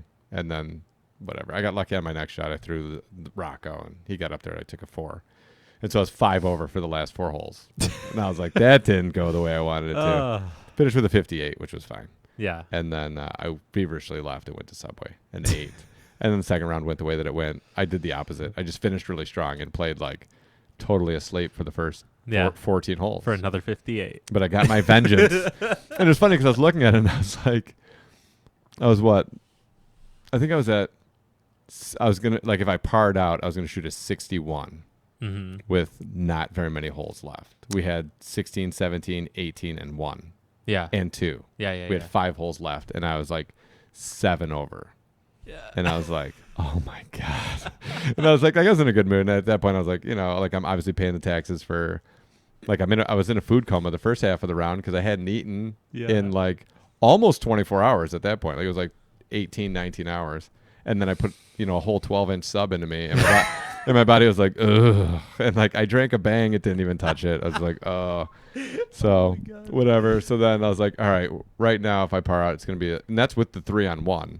I was like, if I par out, I'm going to be at 61. And I was like, I really don't want to embarrass myself like that. Not that shooting a 61 is embarrassing, but for me, I've played that course enough that I was like, and then like I just snapped 2 and like took the 3-on-16, birdied 17, birdied 18, got the 3-on-1, birdied 2 and finished. Yeah. And this started on a putt or whatever. You were just like, I'm going to will this in. Or what? No, I did it like the 1-on-17 second round. Oh, okay. Because I had the exact same putt that I missed the first round. And I was like, this is going in. And I smashed it. And then I had like a 35, 40 footer directly at OB on hole 1 with a headwind. Right. And I was like, I'm shooting a 58. Yeah. Like, I'm not this is happening. I'm not shooting worse than last round. And like, just like, I was like, this is going. And it was going in no matter what. Yeah. It's like, it didn't matter. Yeah. Like I could have fallen all the way to the ground like you, and I still would have made the putt. But as I smashed that one, and then 2, I put like 8 feet from the pin and took the birdie, and I was like, yes, 58. Got it. I can get in my car. I can go home. I can eat, sleep, and just like move on and be like, whatever. Nailed it. Learn something, you know, is what it is. Next time I'll always have protein bars in my car, and I will print out goddamn directions if I have to, you know, like whatever. So it'll never happen again, I don't think. And I was like, well, you know, is what it is. I had a great time. Both cards that I played on were fucking phenomenal. Yeah. And did it rain at all? No. Nice. No rain at all. I didn't get to use the rain set or anything like that. But so it was because you were ready is why it didn't rain. Because that's how physics works or whatever. Yeah, science. Yeah. Yeah. Whatever. So if you're gonna play a tournament, make sure you eat and get sleep. So it's the second tournament in a row that I didn't really sleep beforehand. So next weekend I have 2 tournaments. Yeah. So Friday night I'm like calling it a day. I don't care if I have to like get a hotel room. Like I'm going to bed early on Friday, and I'm gonna do it this weekend, and really, we'll talk about it and see how the results are yielded. Yeah. I'm sure something else will come up, but whatever. whatever. It's all learning. It's all the 2020 season is just it's a learning year. So. Yeah, of stuff and things. Yeah, so hopefully I can do some work with the metronome and kind of dial in my footwork to be like super confident, comfortable, and secure with it. And then the next two tournaments I play, like I can kind of launch off of that and see how that goes. That'll be sweet. And that'll be like super cool, super fun and interesting. Yeah, to be well rested, well fed. Yeah. Have some stuff dialed in. Yeah, have a game plan. Don't have going on in your head while you're throwing, hopefully. Play courses I'm comfortable with. Yeah. Get all that stuff going on. Because it's Indy and Hudson? Yeah, Indy. 2 different tournaments. Yeah. Like one's at Indy, one's at Hudson. Yeah, one's at Indy on Saturday, I think. I just try to play at least one tournament a year at Indy because I really like Indy. And I like competing there because, like, shit can go down. You know what I mean? Yeah. Like, Indy's one of those courses that, like, if you have it dialed in, you can go out there and really do some stuff. And if you don't, it can fall apart. Yeah, I like Indy a lot. Yeah. Yeah. I made up 5 strokes last year in a tournament second round to win. Really? Yeah. Which was awesome. It was my favorite win I had last year. Yeah. Which is cool. I shot like 1,011 or something and came from behind. I was on lead card, but I was still like down 5. So I came like all the way back and won, which was cool. Who again? Who was it? Doesn't matter. I don't want to get into it. Okay, fine. But someone that I battled with all year. Okay. And I gained a lot of respect for them as a person and their game. And I had so much fun playing with them because we ended up on so many cards throughout the year. And that was the one where like I caught him and then like he smoked me at some other tournament. And it was like, all right, dude, game on. We're going to do this. So I don't know if he'll be there at Indy or not. But yeah, he's one of my favorite people to play against. I really like it. Good. He's a positive guy, but he'll also throw some shit at you too. Like he'll talk some shit, which I like. The only thing is like sometimes he just gets down on himself and then it's kind of a bummer. He's been playing a really long time. I've been playing a really long time. And so when shit starts going bad, he starts hitting in his head that he's already peaked. And like he's on like the slow descent to like eventually having to play Masters. Yeah. Because I think he's already 40 or older. I don't know. But okay. I think he's kind of like in his head, he's like, I'm not as good as I used to be. So he gets frustrated with that. So, dude, the thing I always fall back on, like Johnny McRae. Yeah. Dude, watching him play in person is like he can huck those fuckers. Like he can still do it. And he like at Eureka. Like he's throwing all the shots that you need to throw, and that's like a boomery course. Yeah. Where distance does help, and like he's clearing baseball field, like getting himself into putting position and all that. And this dude's like 54 or something like that. Yeah. Yeah.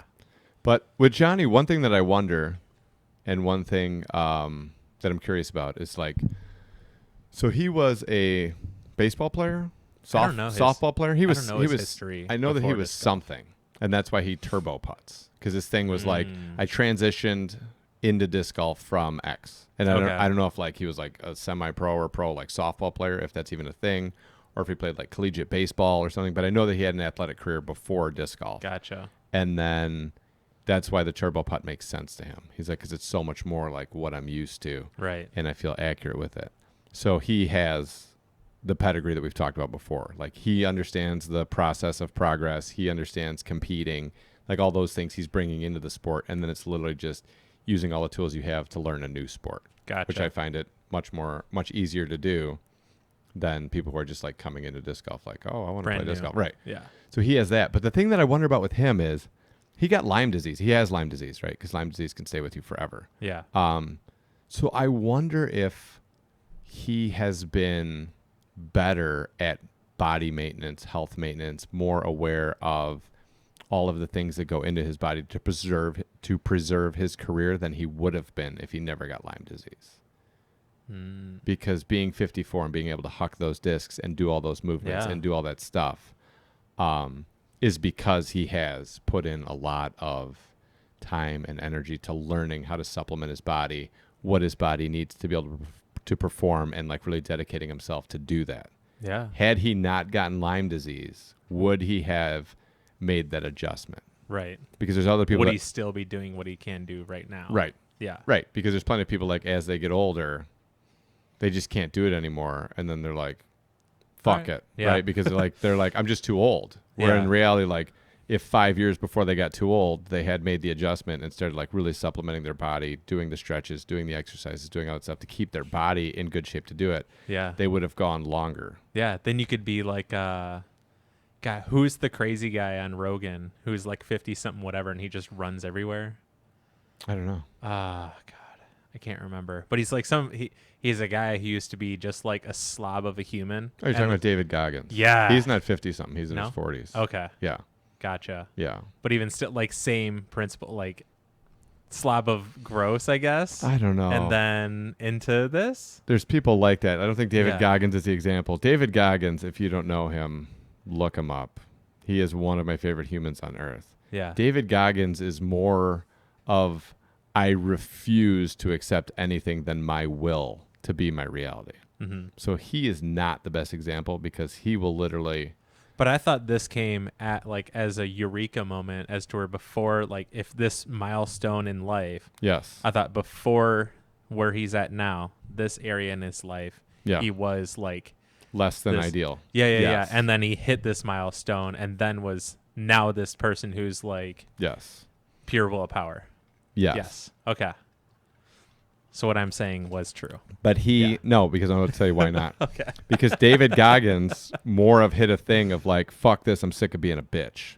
Yeah. And I'm going to be a fucking loser unless I turn this around. So the reality is like, I'm not going to let my brain tell me no ever again. Mm-hmm. So if I want to do something, regardless of what my brain says, we're fucking doing it. And I'm going to end this conversation now. Yeah. So like I always tell you, like if something in my body hurts, a lot of the time I'll just go right after it. Yeah. Because like, I want it to learn that it's vocalizing of like pain or discomfort or whatever. Like it's just falling on deaf ears. Yeah. Right. So like, I don't give a fuck. Yeah. What like, you have to say. Yeah. So if you bitch and moan and whine, I want the candy bar. I want the candy bar. I want the candy bar.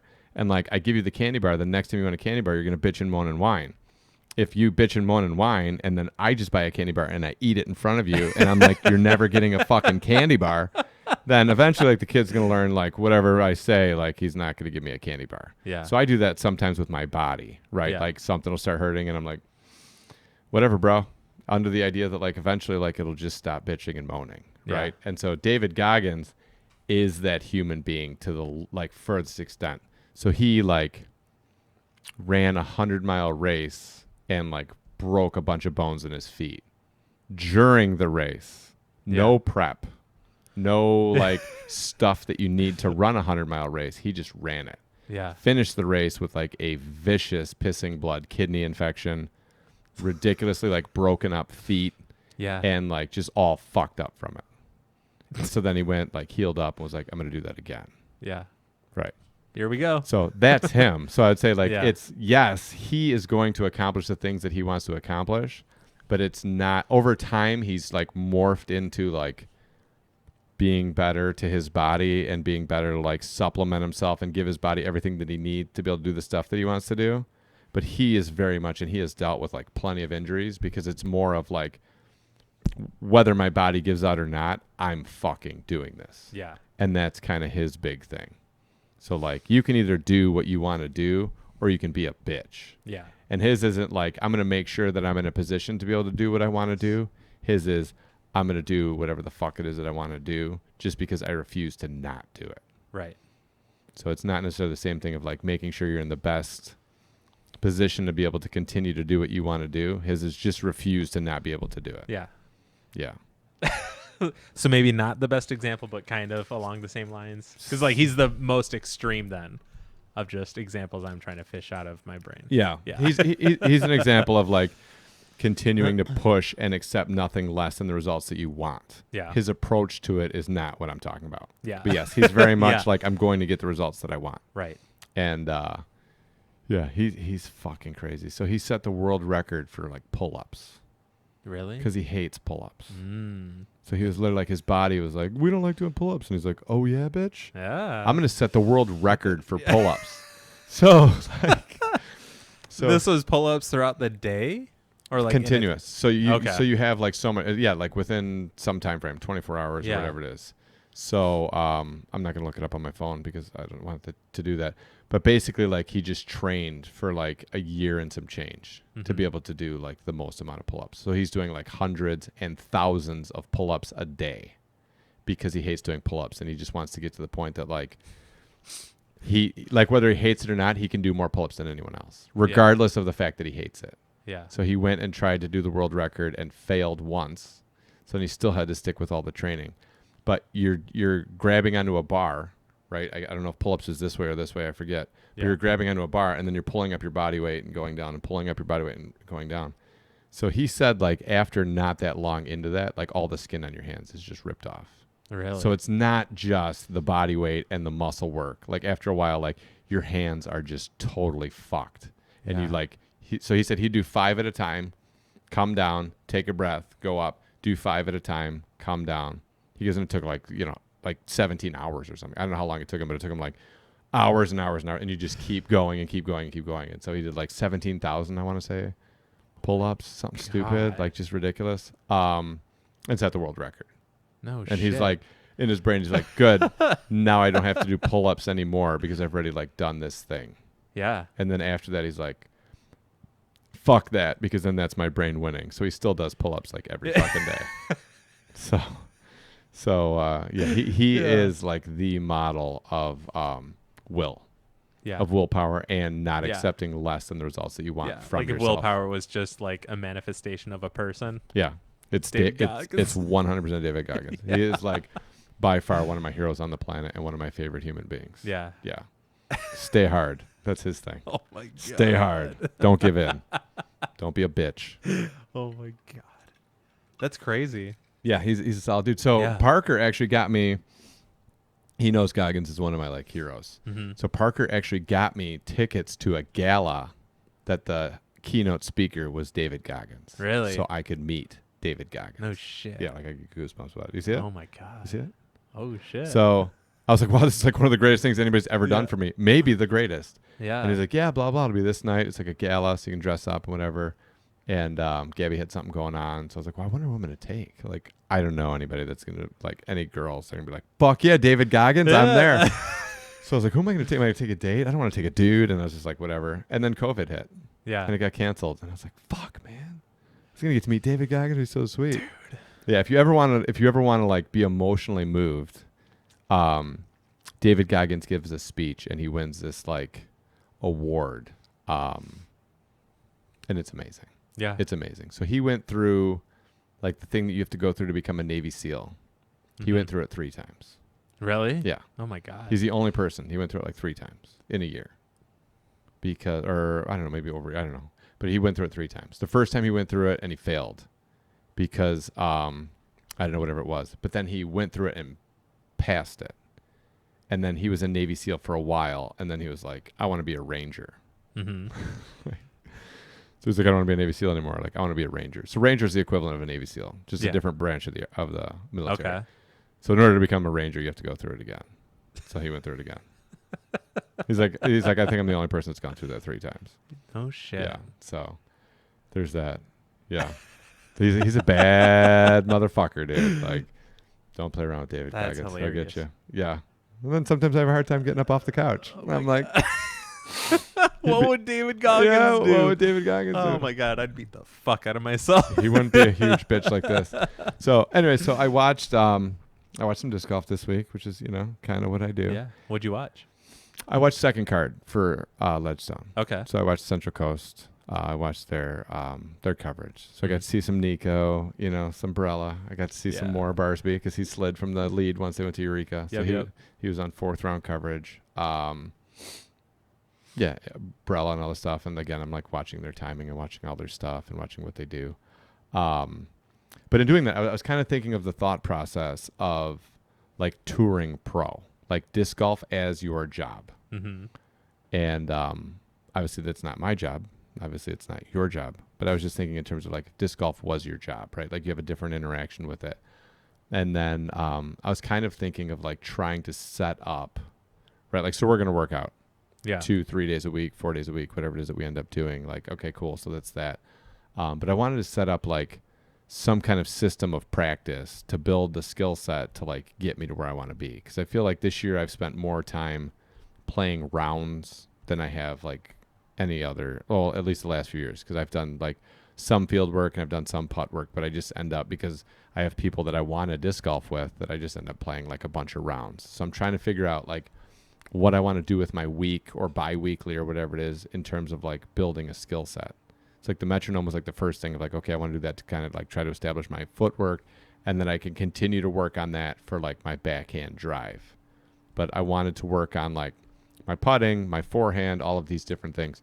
So in your mind, what would be a good, like for you, if like transport yourself into somebody's life and you're a touring pro, like what do you think that your workout schedule would be ideally if you didn't have other shit to get in your way for the week to like move your disc golf like all the way? I don't know. So,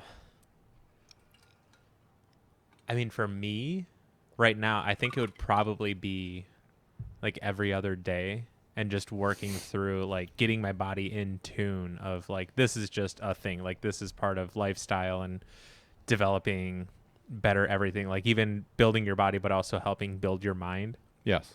And having that be a ritual every other day, say, and then having the equivalent of field work. So I think having a setup in the basement or like an outdoor portable thing that you can throw into this net where you're not wasting X amount of time going to pick up all the discs. You just have to walk to the end of the net and pick them up, and then you can do it again. You get more reps in and whatever. Yeah. Practicing on what we did earlier, just in a more focused way. You've already built up what we worked on today, and then being able to power transfer better and really just get those reps in. And just having that be a system, like on a schedule, like, yeah, I can disc golf today, I can go play around, but first this needs to happen and this needs to happen or whatever, say. And that's kind of like where I want to go with it, is having this. Like, this is me trying to figure it out because I don't come from a family of disc golfers. Like, right. My dad disc golfed in high school every now and then. Secretly. Yeah. And so what are you doing? Are you getting up at 7 a.m? Like, what do you think in that situation? What are you thinking? Oh, like if this was the idea, like this I think is your life. Yeah. What are you doing? I think it would be getting up at 7 a.m. Okay, so you're gonna get up, you're gonna eat breakfast. Yeah. And then go work out, like probably get your hour in, like go in, stretch, or like get loose, whatever the hell it is. Lift some weights. Get like, I mean, flexibility is going to be a huge part of it. Being able to stay mobile in that way. Yeah. And then stretching out afterwards. Maybe so you get like breakfast, you do the whole workout, get some lunch in you if you're feeling like you need it or whatever, and then go do your reps for disc golf. So essentially like the day workout would be lifting stuff and then like network or whatever, like for disc golf itself specifically. And then as you would work out, like if it's leg day or arm day or like all over, whatever the hell it is, have kind of similar things with disc golf. So it's like you have putting and then you have like net work and all this stuff. And then maybe like up shots or whatever the hell it becomes. Yeah. And having that set schedule. And then after that, it's kind of incorporating it. Like you have to go play rounds, like scoring rounds. Right, and to I think, cement it. Yeah. And I think for myself, at one point in time, my dad gave me the advice of like, because I used to be really worried about score. And that would actually mess with how I scored afterwards.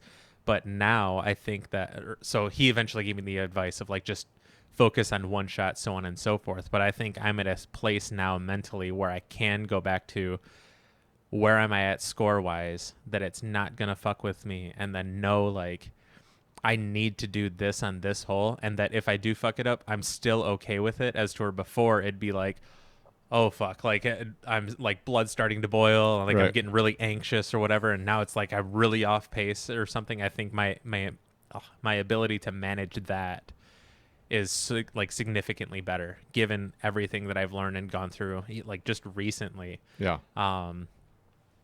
But I think having this schedule, regardless of whatever, like I just think for life itself, will just be healthy and beneficial no matter like what you implement it on. Yeah. So for me, this would be like kind of the dream. It's just the thing that's missing. The weird missing variable is not coming from like a disc golf background or like being in the right network at the right time, because you have all these touring guys, and I've asked for like years how to do it. Even like Jared, and Jared was very vague and whatever. And maybe I was just asking the wrong question. Like, how do you tour? Like, I think that's pretty straightforward. Maybe I'm just asking it in the wrong way. What do you mean?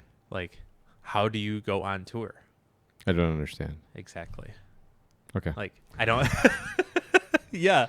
So like Jared, he's like, I don't know, you just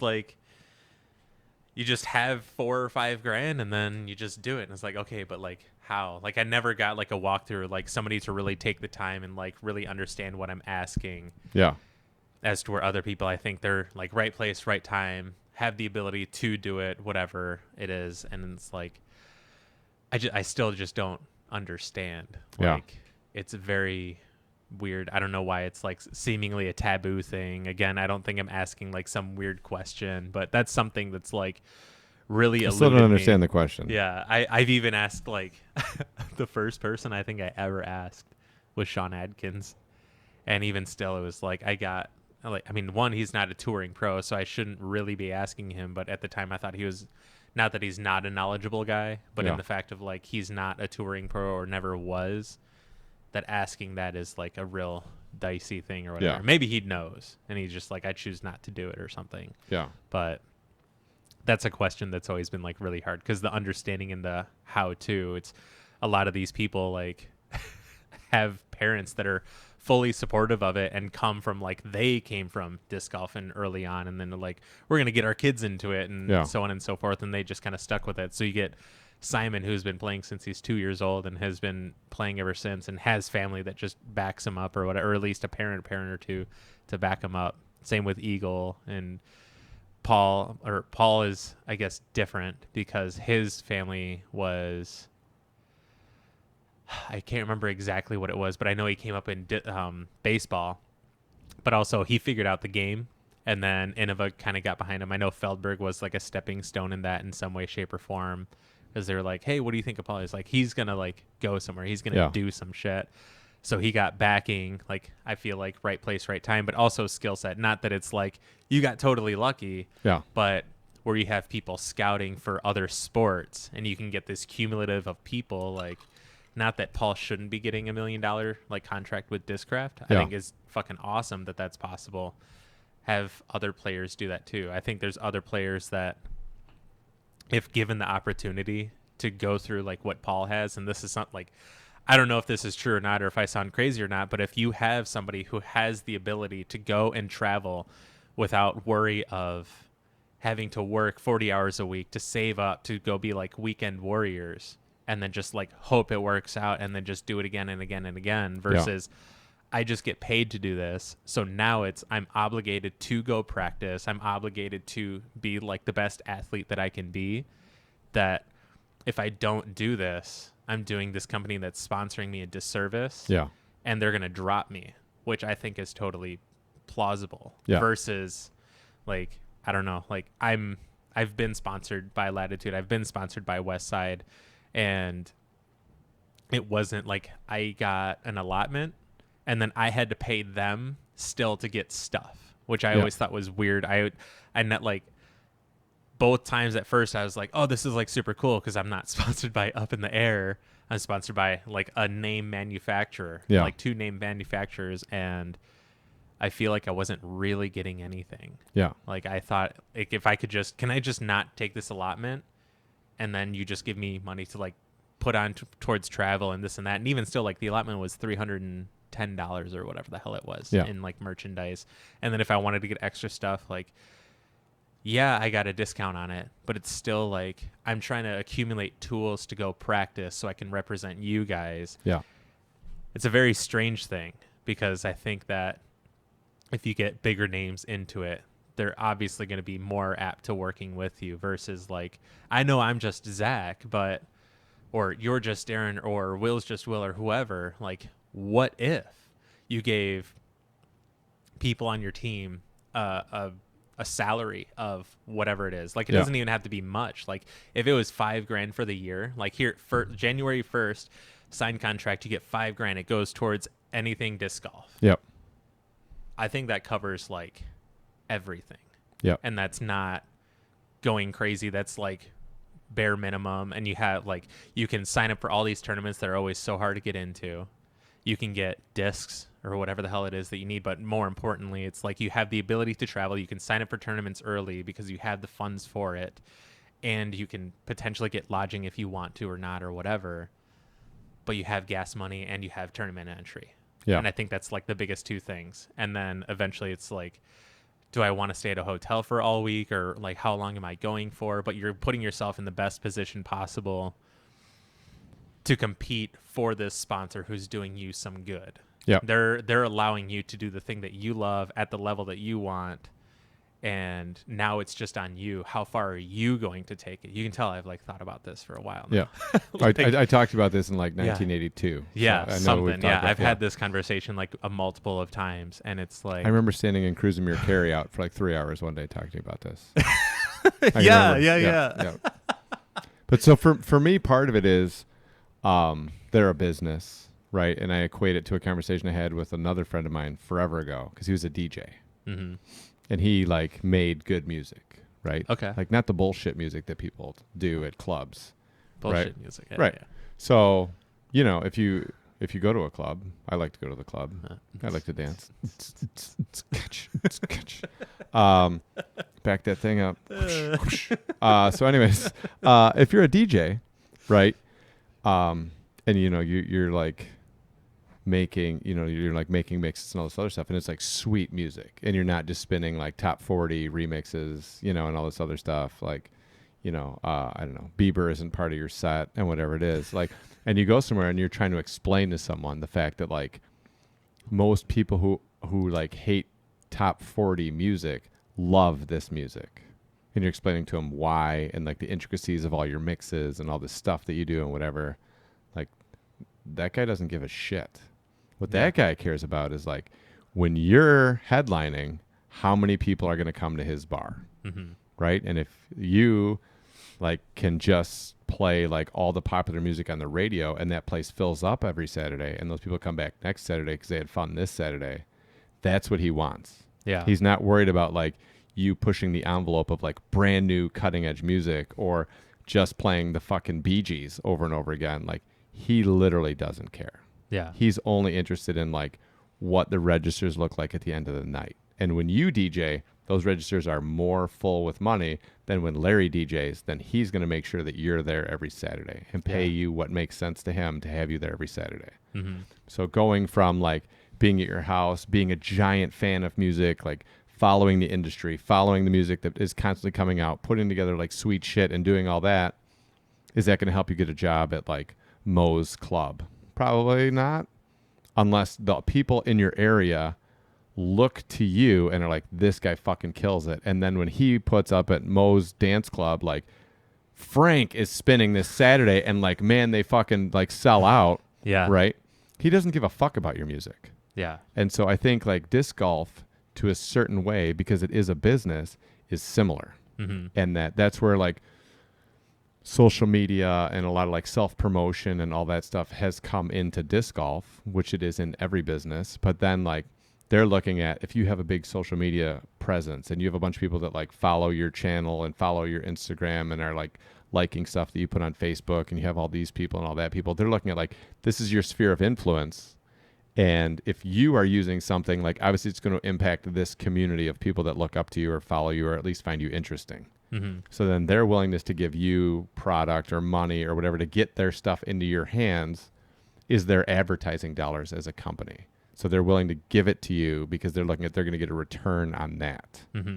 So when they're going to pay for you to go on tour, or when they're going to give you $5,000, they're looking at, we're going to give you $5,000 because it's actually going to impact our sales in some way. So I'm sure there's people that get some levels of sponsorship. Like every company at this point has like some team, right? That are those people. Yeah. There's social media like impactors, or there's some kind of influencer. I hate that word, but there's some kind of like center of a community or part of a community that a lot of people dial into. And they're like, if we get their stuff in their hands and they post about it and do all this other stuff, it's just going to keep our name brand in front of a lot of people, and they'll be talking to a lot of people, and they'll be doing this, and it'll help like keep our brand really relevant. So then the stuff that they're giving them, the stuff that they're doing with them, makes sense for them because it's like their advertising dollars. Right. Now, when you're talking about like paying people to tour, paying people to travel, giving them entry fees, doing all that stuff, like the next level of sponsorship, it is to accomplish the same thing, just a different way. So that way they can say like, so many people in the top half of the field at Ledgestone were Discraft team members, or like the team did this or did that or whatever it is, or to like just maximize the number of people that are going to be on coverage that are throwing Discraft or Innova or Westside or whatever it is. You know what I mean? So there's like, if you're going to go to tournaments, do all this stuff and do really well, and like they're excited that you're going to be wearing their shirt and throwing their stuff, and like you might make it on coverage and do all that, you can get there, right? How do you get one of those two levels of sponsorship? How do you get into it? You got to track it down, you know, and like be like, hey, like I have all these followers, I have all this stuff, and I love your product. Like I want to be on this like thing and be part of like your company. And then maybe you get that. And if you want to be the guy where like, hey, I want $5,000 from you guys so I can tour, you have to have like some kind of resume that they can look at and be like, okay, if we gave this guy $5,000 to tour, like he's going to result in like, you know, like really putting us on a high level of performance, that like this guy uses our shit and he's 10/20 rated. Mm-hmm. Right. So I don't know. I guess the way to do it is like, if you can just get really good, and like, it might be stupid, but like really like, like dial in your rating. Yeah. Or win a bunch of stuff. Yeah. And then you can be like, hey, I won these 8 tournaments that were B tiers and higher last year, and I'm rated this. Like, I want to throw your stuff. This is what I'm looking for. Right. Yeah. And that's kind of like what I'm trying to do to some degree, where it's like, I mean, ultimately I'm trying to be like the best disc golfer I can possibly be. Right. Like, I don't think I'm some super stud, but I don't think there's anything stopping me from being that, because there's things like I'll sit back and I'll look at somebody else making whatever putt, or they have a putt for whatever, and on the outside it's like, wow, what a crazy putt that would be if they made this, that, or whatever. But then I've stepped up to same putt, and this is like a purely distant, like, I don't know, a 50-footer or something. Yeah. And I'll get up there and it's just like, this doesn't seem that hard. All I have to do is just this. Yeah. And I'm giving it a fucking bid. But then stepping back on the outside, it's like, dude, somebody making that putt consistently, like, what the hell? So it's like, it's totally possible. And seeing on the outside, like, looking at it, and it's like, what I can do in this is like pretty amazing, in the sense of like, you're throwing these fucking discs, frisbees, whatever the hell, into these fucking chains. Yeah. And being accurate at like 300 feet is like, with what we know now, it's like, yeah, you should be accurate at like 300 feet. If it's a wide open 300-foot hole, like 400, you should be like putting. If not, you're going to be losing strokes on a lot of people. Yeah. But if you're coming into it new and you're like, wow, that's a really long hole, it would take me so many shots to get there. Right. And it's like, eventually, like, I could get you there. Like, just give me time and we can make that a thing. Yeah. Like, it's truly awesome. Yeah, but I guess my original question was asking you if you were a touring pro. So let's modify that question. Okay. What would your game plan, or what is your game plan right now? I guess because I just started looking at it differently this week. And maybe that's part of the problem. Maybe I should have started looking at it this way a while ago. But what would your game plan be now on a weekly basis to get you to the skill set that you would need to be able to guarantee yourself the level of whatever that you want?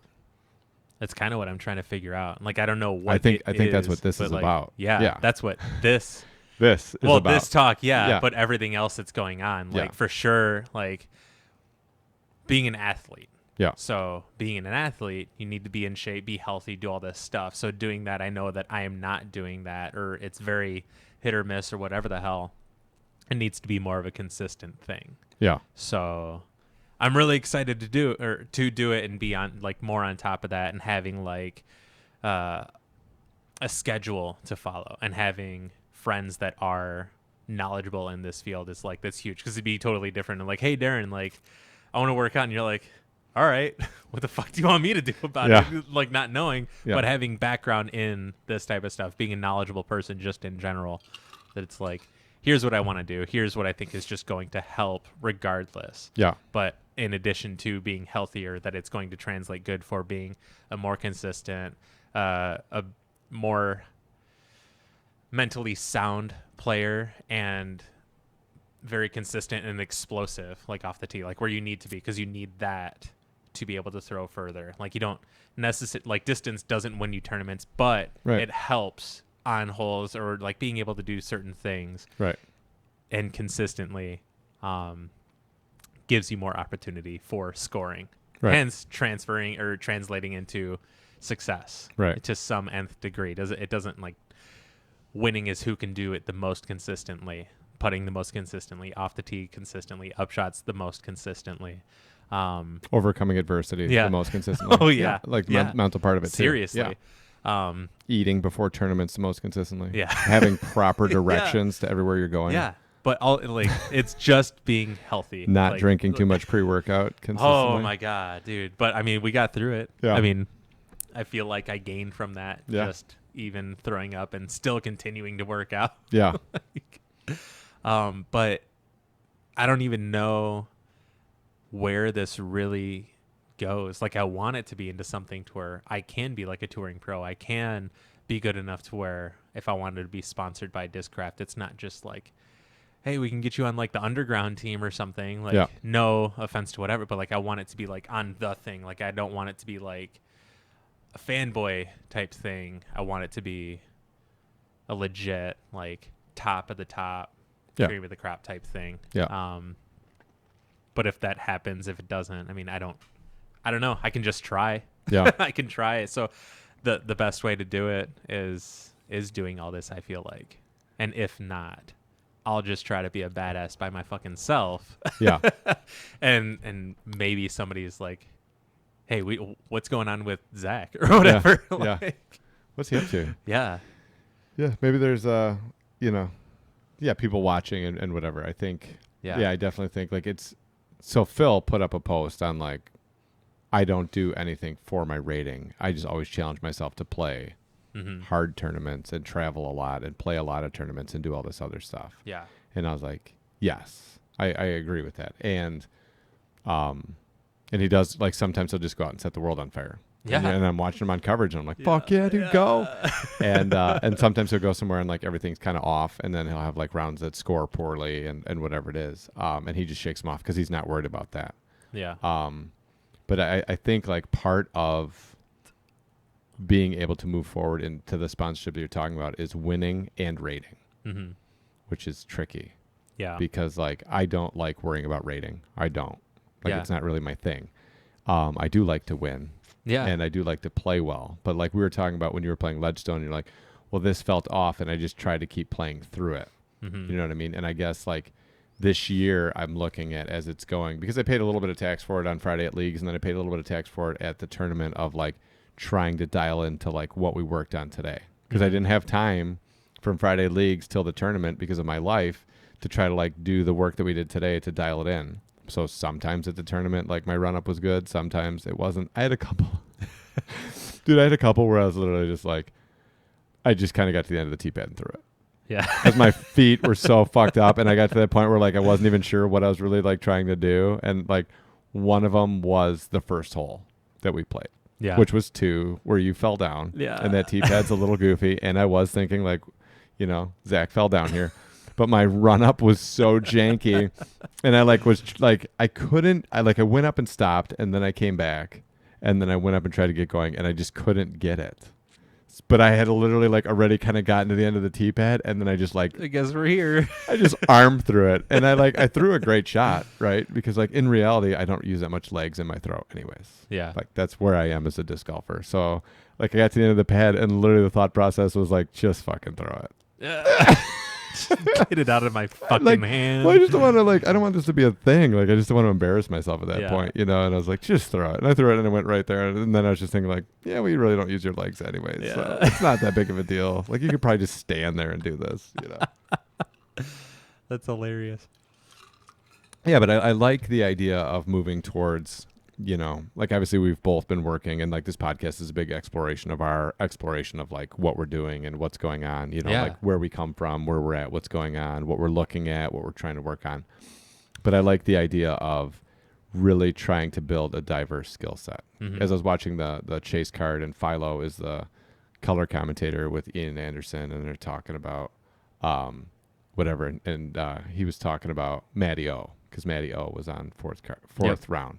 And he's like, yeah, he's got a really good forehand game, and he's got a really good backhand game, and he's got a good roller game, and he's got a good putting game. And he's like, he's got all the tools you need to do well. So when he goes out, like, he does well. And I was just thinking of like, yeah, there's so many facets to it. And that's what got me thinking about, like, if you were a touring pro or if disc golf was just your job, like, what would your weekly process look like?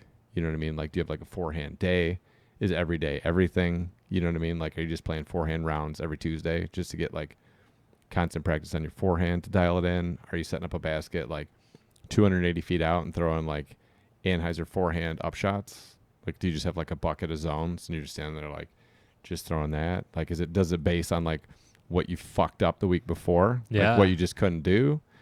Like what, you know what I mean? What is it? And I was thinking of like, yeah, I don't know why I don't do that stuff.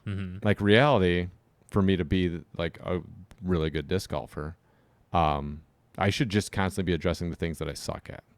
Like with whatever it is that you're doing. Like if you want to get good. Yeah, because eventually the thing you suck at is like you're still really good at it. Yeah. Now you're just like focusing on the thing that you're really good at and trying to get better at it. Right. So. Well, like watching watching Northwoods, right? Like Northwoods when you're playing for Leadstone. Yeah. Like any of those heavily wooded courses where you have all these tight lines, you have all this shit going on. Like if you can't throw a bunch of different shots and you don't have like a Swiss Army knife of you're skills, gonna get into a spot where you're like, I don't know what to do. Right. And then you're doing like some like weird like jumper forehand that just goes right into the ground or whatever it is. And we were talking about Yuli, and there's plenty of people like that they just have every fucking shot. And like there's more and more rarity of like people like Presnell. I was watching him because he was on Central Coast almost the entire time. Like he's a backhand specialist, right? Yep. Like that's what Colin calls it when you don't have a forehand. Yeah. Like he's a backhand specialist. And I was just thinking like, yeah, there's so many shots that are so much easier with the forehand and like all this other stuff. And I was just thinking like, yeah, so if you really want to be good at it and something that you really want to develop your skill set to be like the best that you can be, like you need to address all of those things and to really dial all that stuff in. And it just kind of changed my brain in terms of the way that I've been thinking about like disc golf or like getting better at disc golf or whatever, in terms of really looking at it in a skill set way of like what skill sets do I not have and trying to work those in. Right. Because ultimately you need all that stuff to be good. Yeah. Seriously. I mean, and what harm is it going to do? Yeah. Like it's only just going to be beneficial. Yeah. And hopefully you don't hurt yourself. Yeah. Yeah. Also that. While like, you're doing it. Yeah. Yeah. Yeah. I don't know. Man, it would be cool to have somebody just tell us what it is who already knows what the fuck it is instead of just guessing. Well, I guess that's what like, to some level, like the U-Disc stats are for. Like I don't use U-Disc and I don't collect my stats. And I remember somebody saying to me, be like, the way that you approach everything, it's like shocking to me that you don't use U-Disc because it would seem like you're the guy that would be like constantly crunching his stats and doing all this stuff, whatever. Yeah. And I was like, yeah, I specifically don't use it. And, like I kind of know where my weaknesses are and whatever, but like maybe I should start doing that. To me, it more takes me out of my round while I'm out practicing to constantly be inputting everything. Yeah. And then most of the time when I am playing, I'm playing with people that like I like to play with, and that's the only time that we get to spend time together. Yeah. So I'm just trying to be present during the round to like one, work on my game, but two, like be present in time of like sharing time with them. Right. So maybe I need to go and like do more early morning solo rounds when no one else is on the course by myself and actually like enter in all my shit. Yeah. Because I know that when Jared was still around and we got as good as we were, that it was just him and I playing. Yeah. And it was legit, like, we're trying to just one-up each other. There's, like, a specific game of Pig that we played. Yeah. We played P.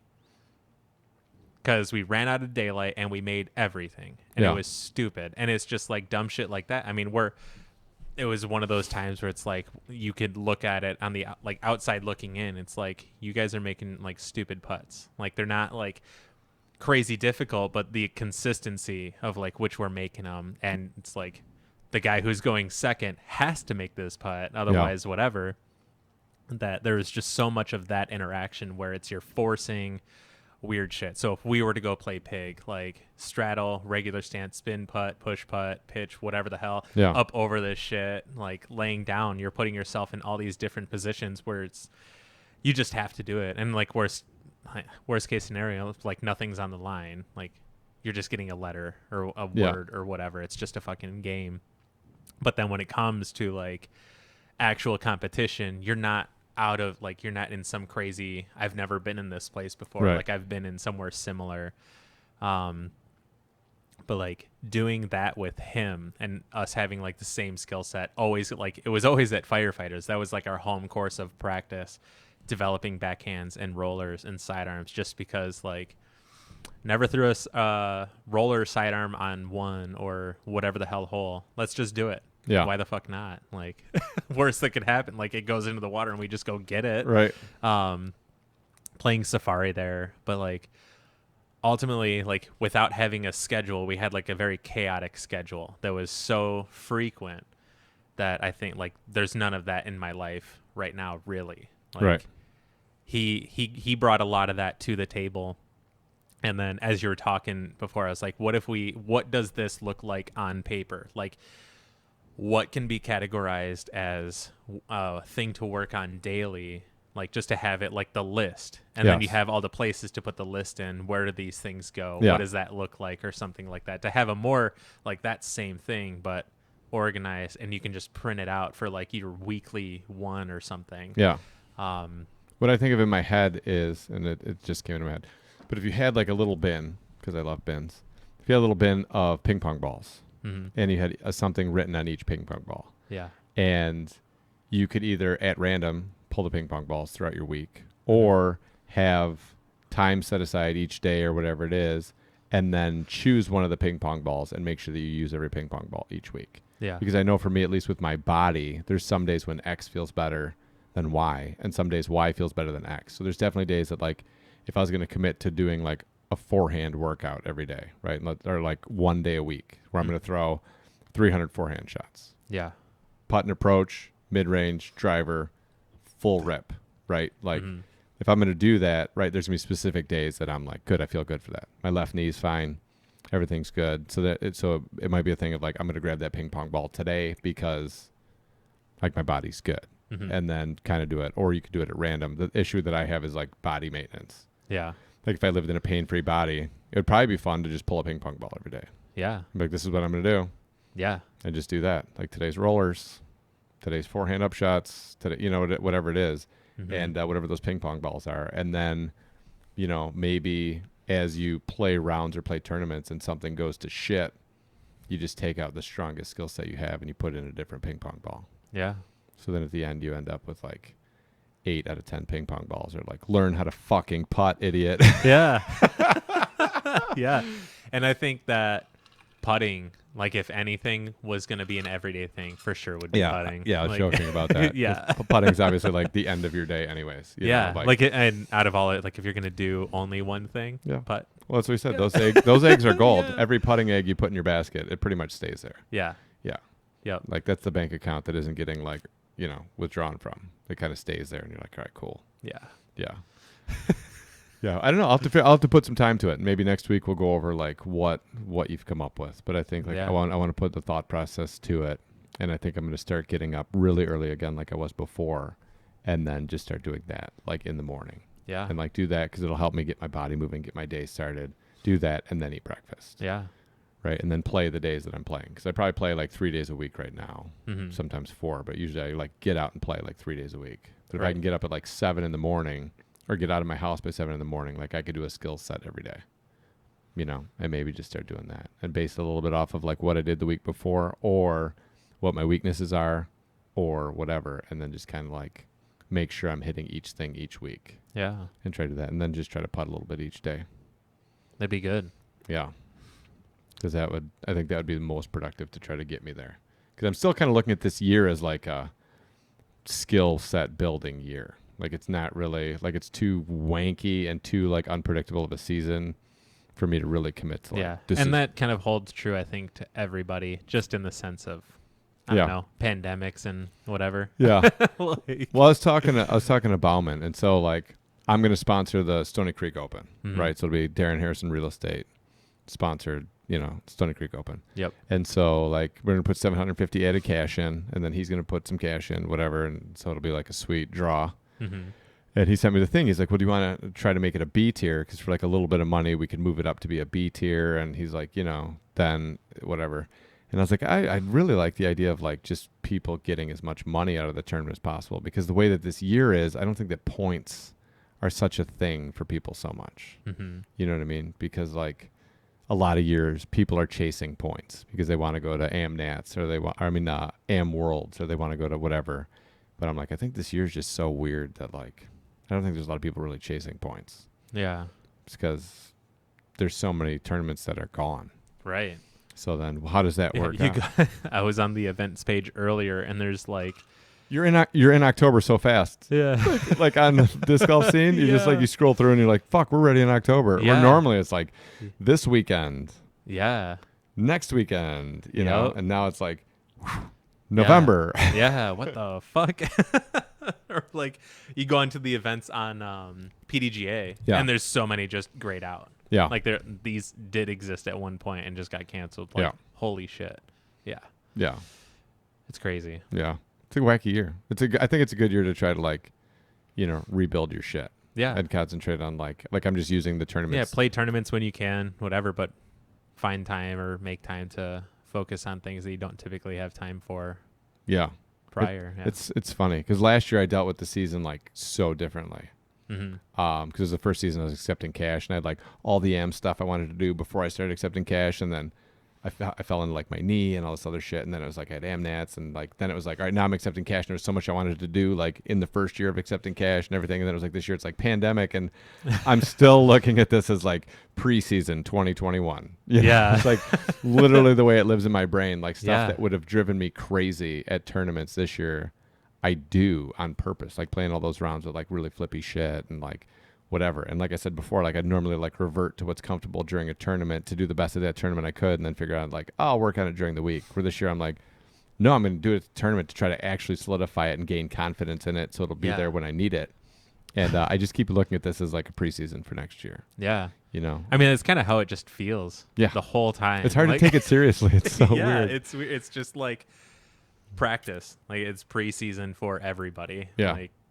Like tournaments are there just to still be able to have that play under that type of pressure and move on to next year. See where you really stand and go. You know? Yeah, it'll be interesting to see if everything like clears up to some level where we can have a full season next year, like how I feel about next year. Then is it going to be like more pressure on me because I look at like I used this whole year to get ready for next year, and then if like I'm on a round and shit starts blowing up, am I one of those guys at Ledgestone like, damn it, I practiced all last year for this? Like now I'm going to kick my bag.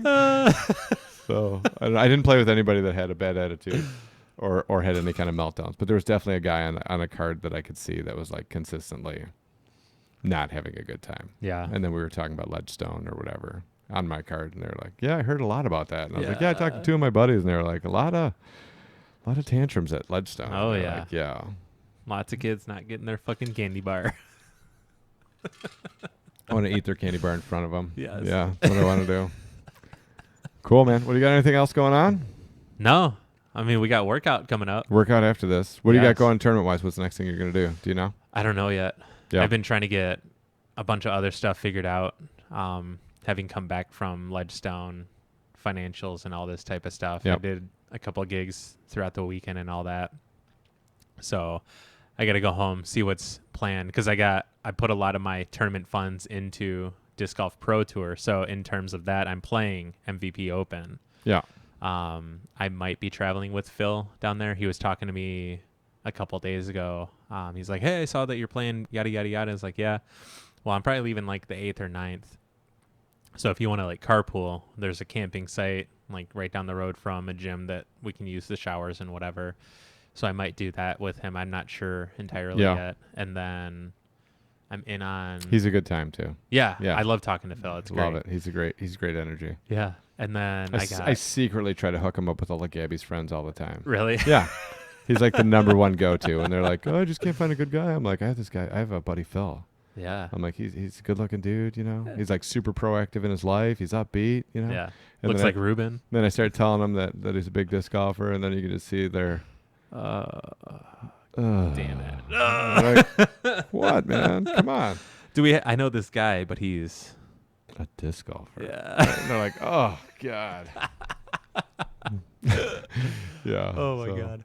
So yeah, I don't know. In terms of smaller-ish tournaments, I don't know yet. Yeah. I need to look and see what's going on and probably sign up. I don't know if either of the tournaments are open this weekend, but if I can get in on one of those, that because I know those courses, I feel comfortable there. I feel really comfortable with my game. Now it's just if there's a spot. Yeah. So, but yeah, that'd be sweet. Even if I have to like travel somewhere, maybe I'll do that. Yeah. But yeah, a lot of it's gonna be basically just prep, honing stuff in, doing whatever, and then competing when I can. Getting jacked. Yeah. Viking Industrial Design Training Center. Yeah. Exactly. I mean, that's pretty much my game plan. I want to just stay limber. Yeah. Get limber. Get into the inner part of my hip acetabulum and get some movement. Yeah. And then make my butt feel like jello. That's what I'm really that's my thing. Jello butt. That's my driving force in life. It's so bad. That and the lower ab pain is like a very specific pain. Hilarious. Yeah. We're gonna light that up today. I can't wait. Cool. All right, man. Well, we'll do this again next week. And, let's work out. Let's get it. Bye, everybody. Bye, guys.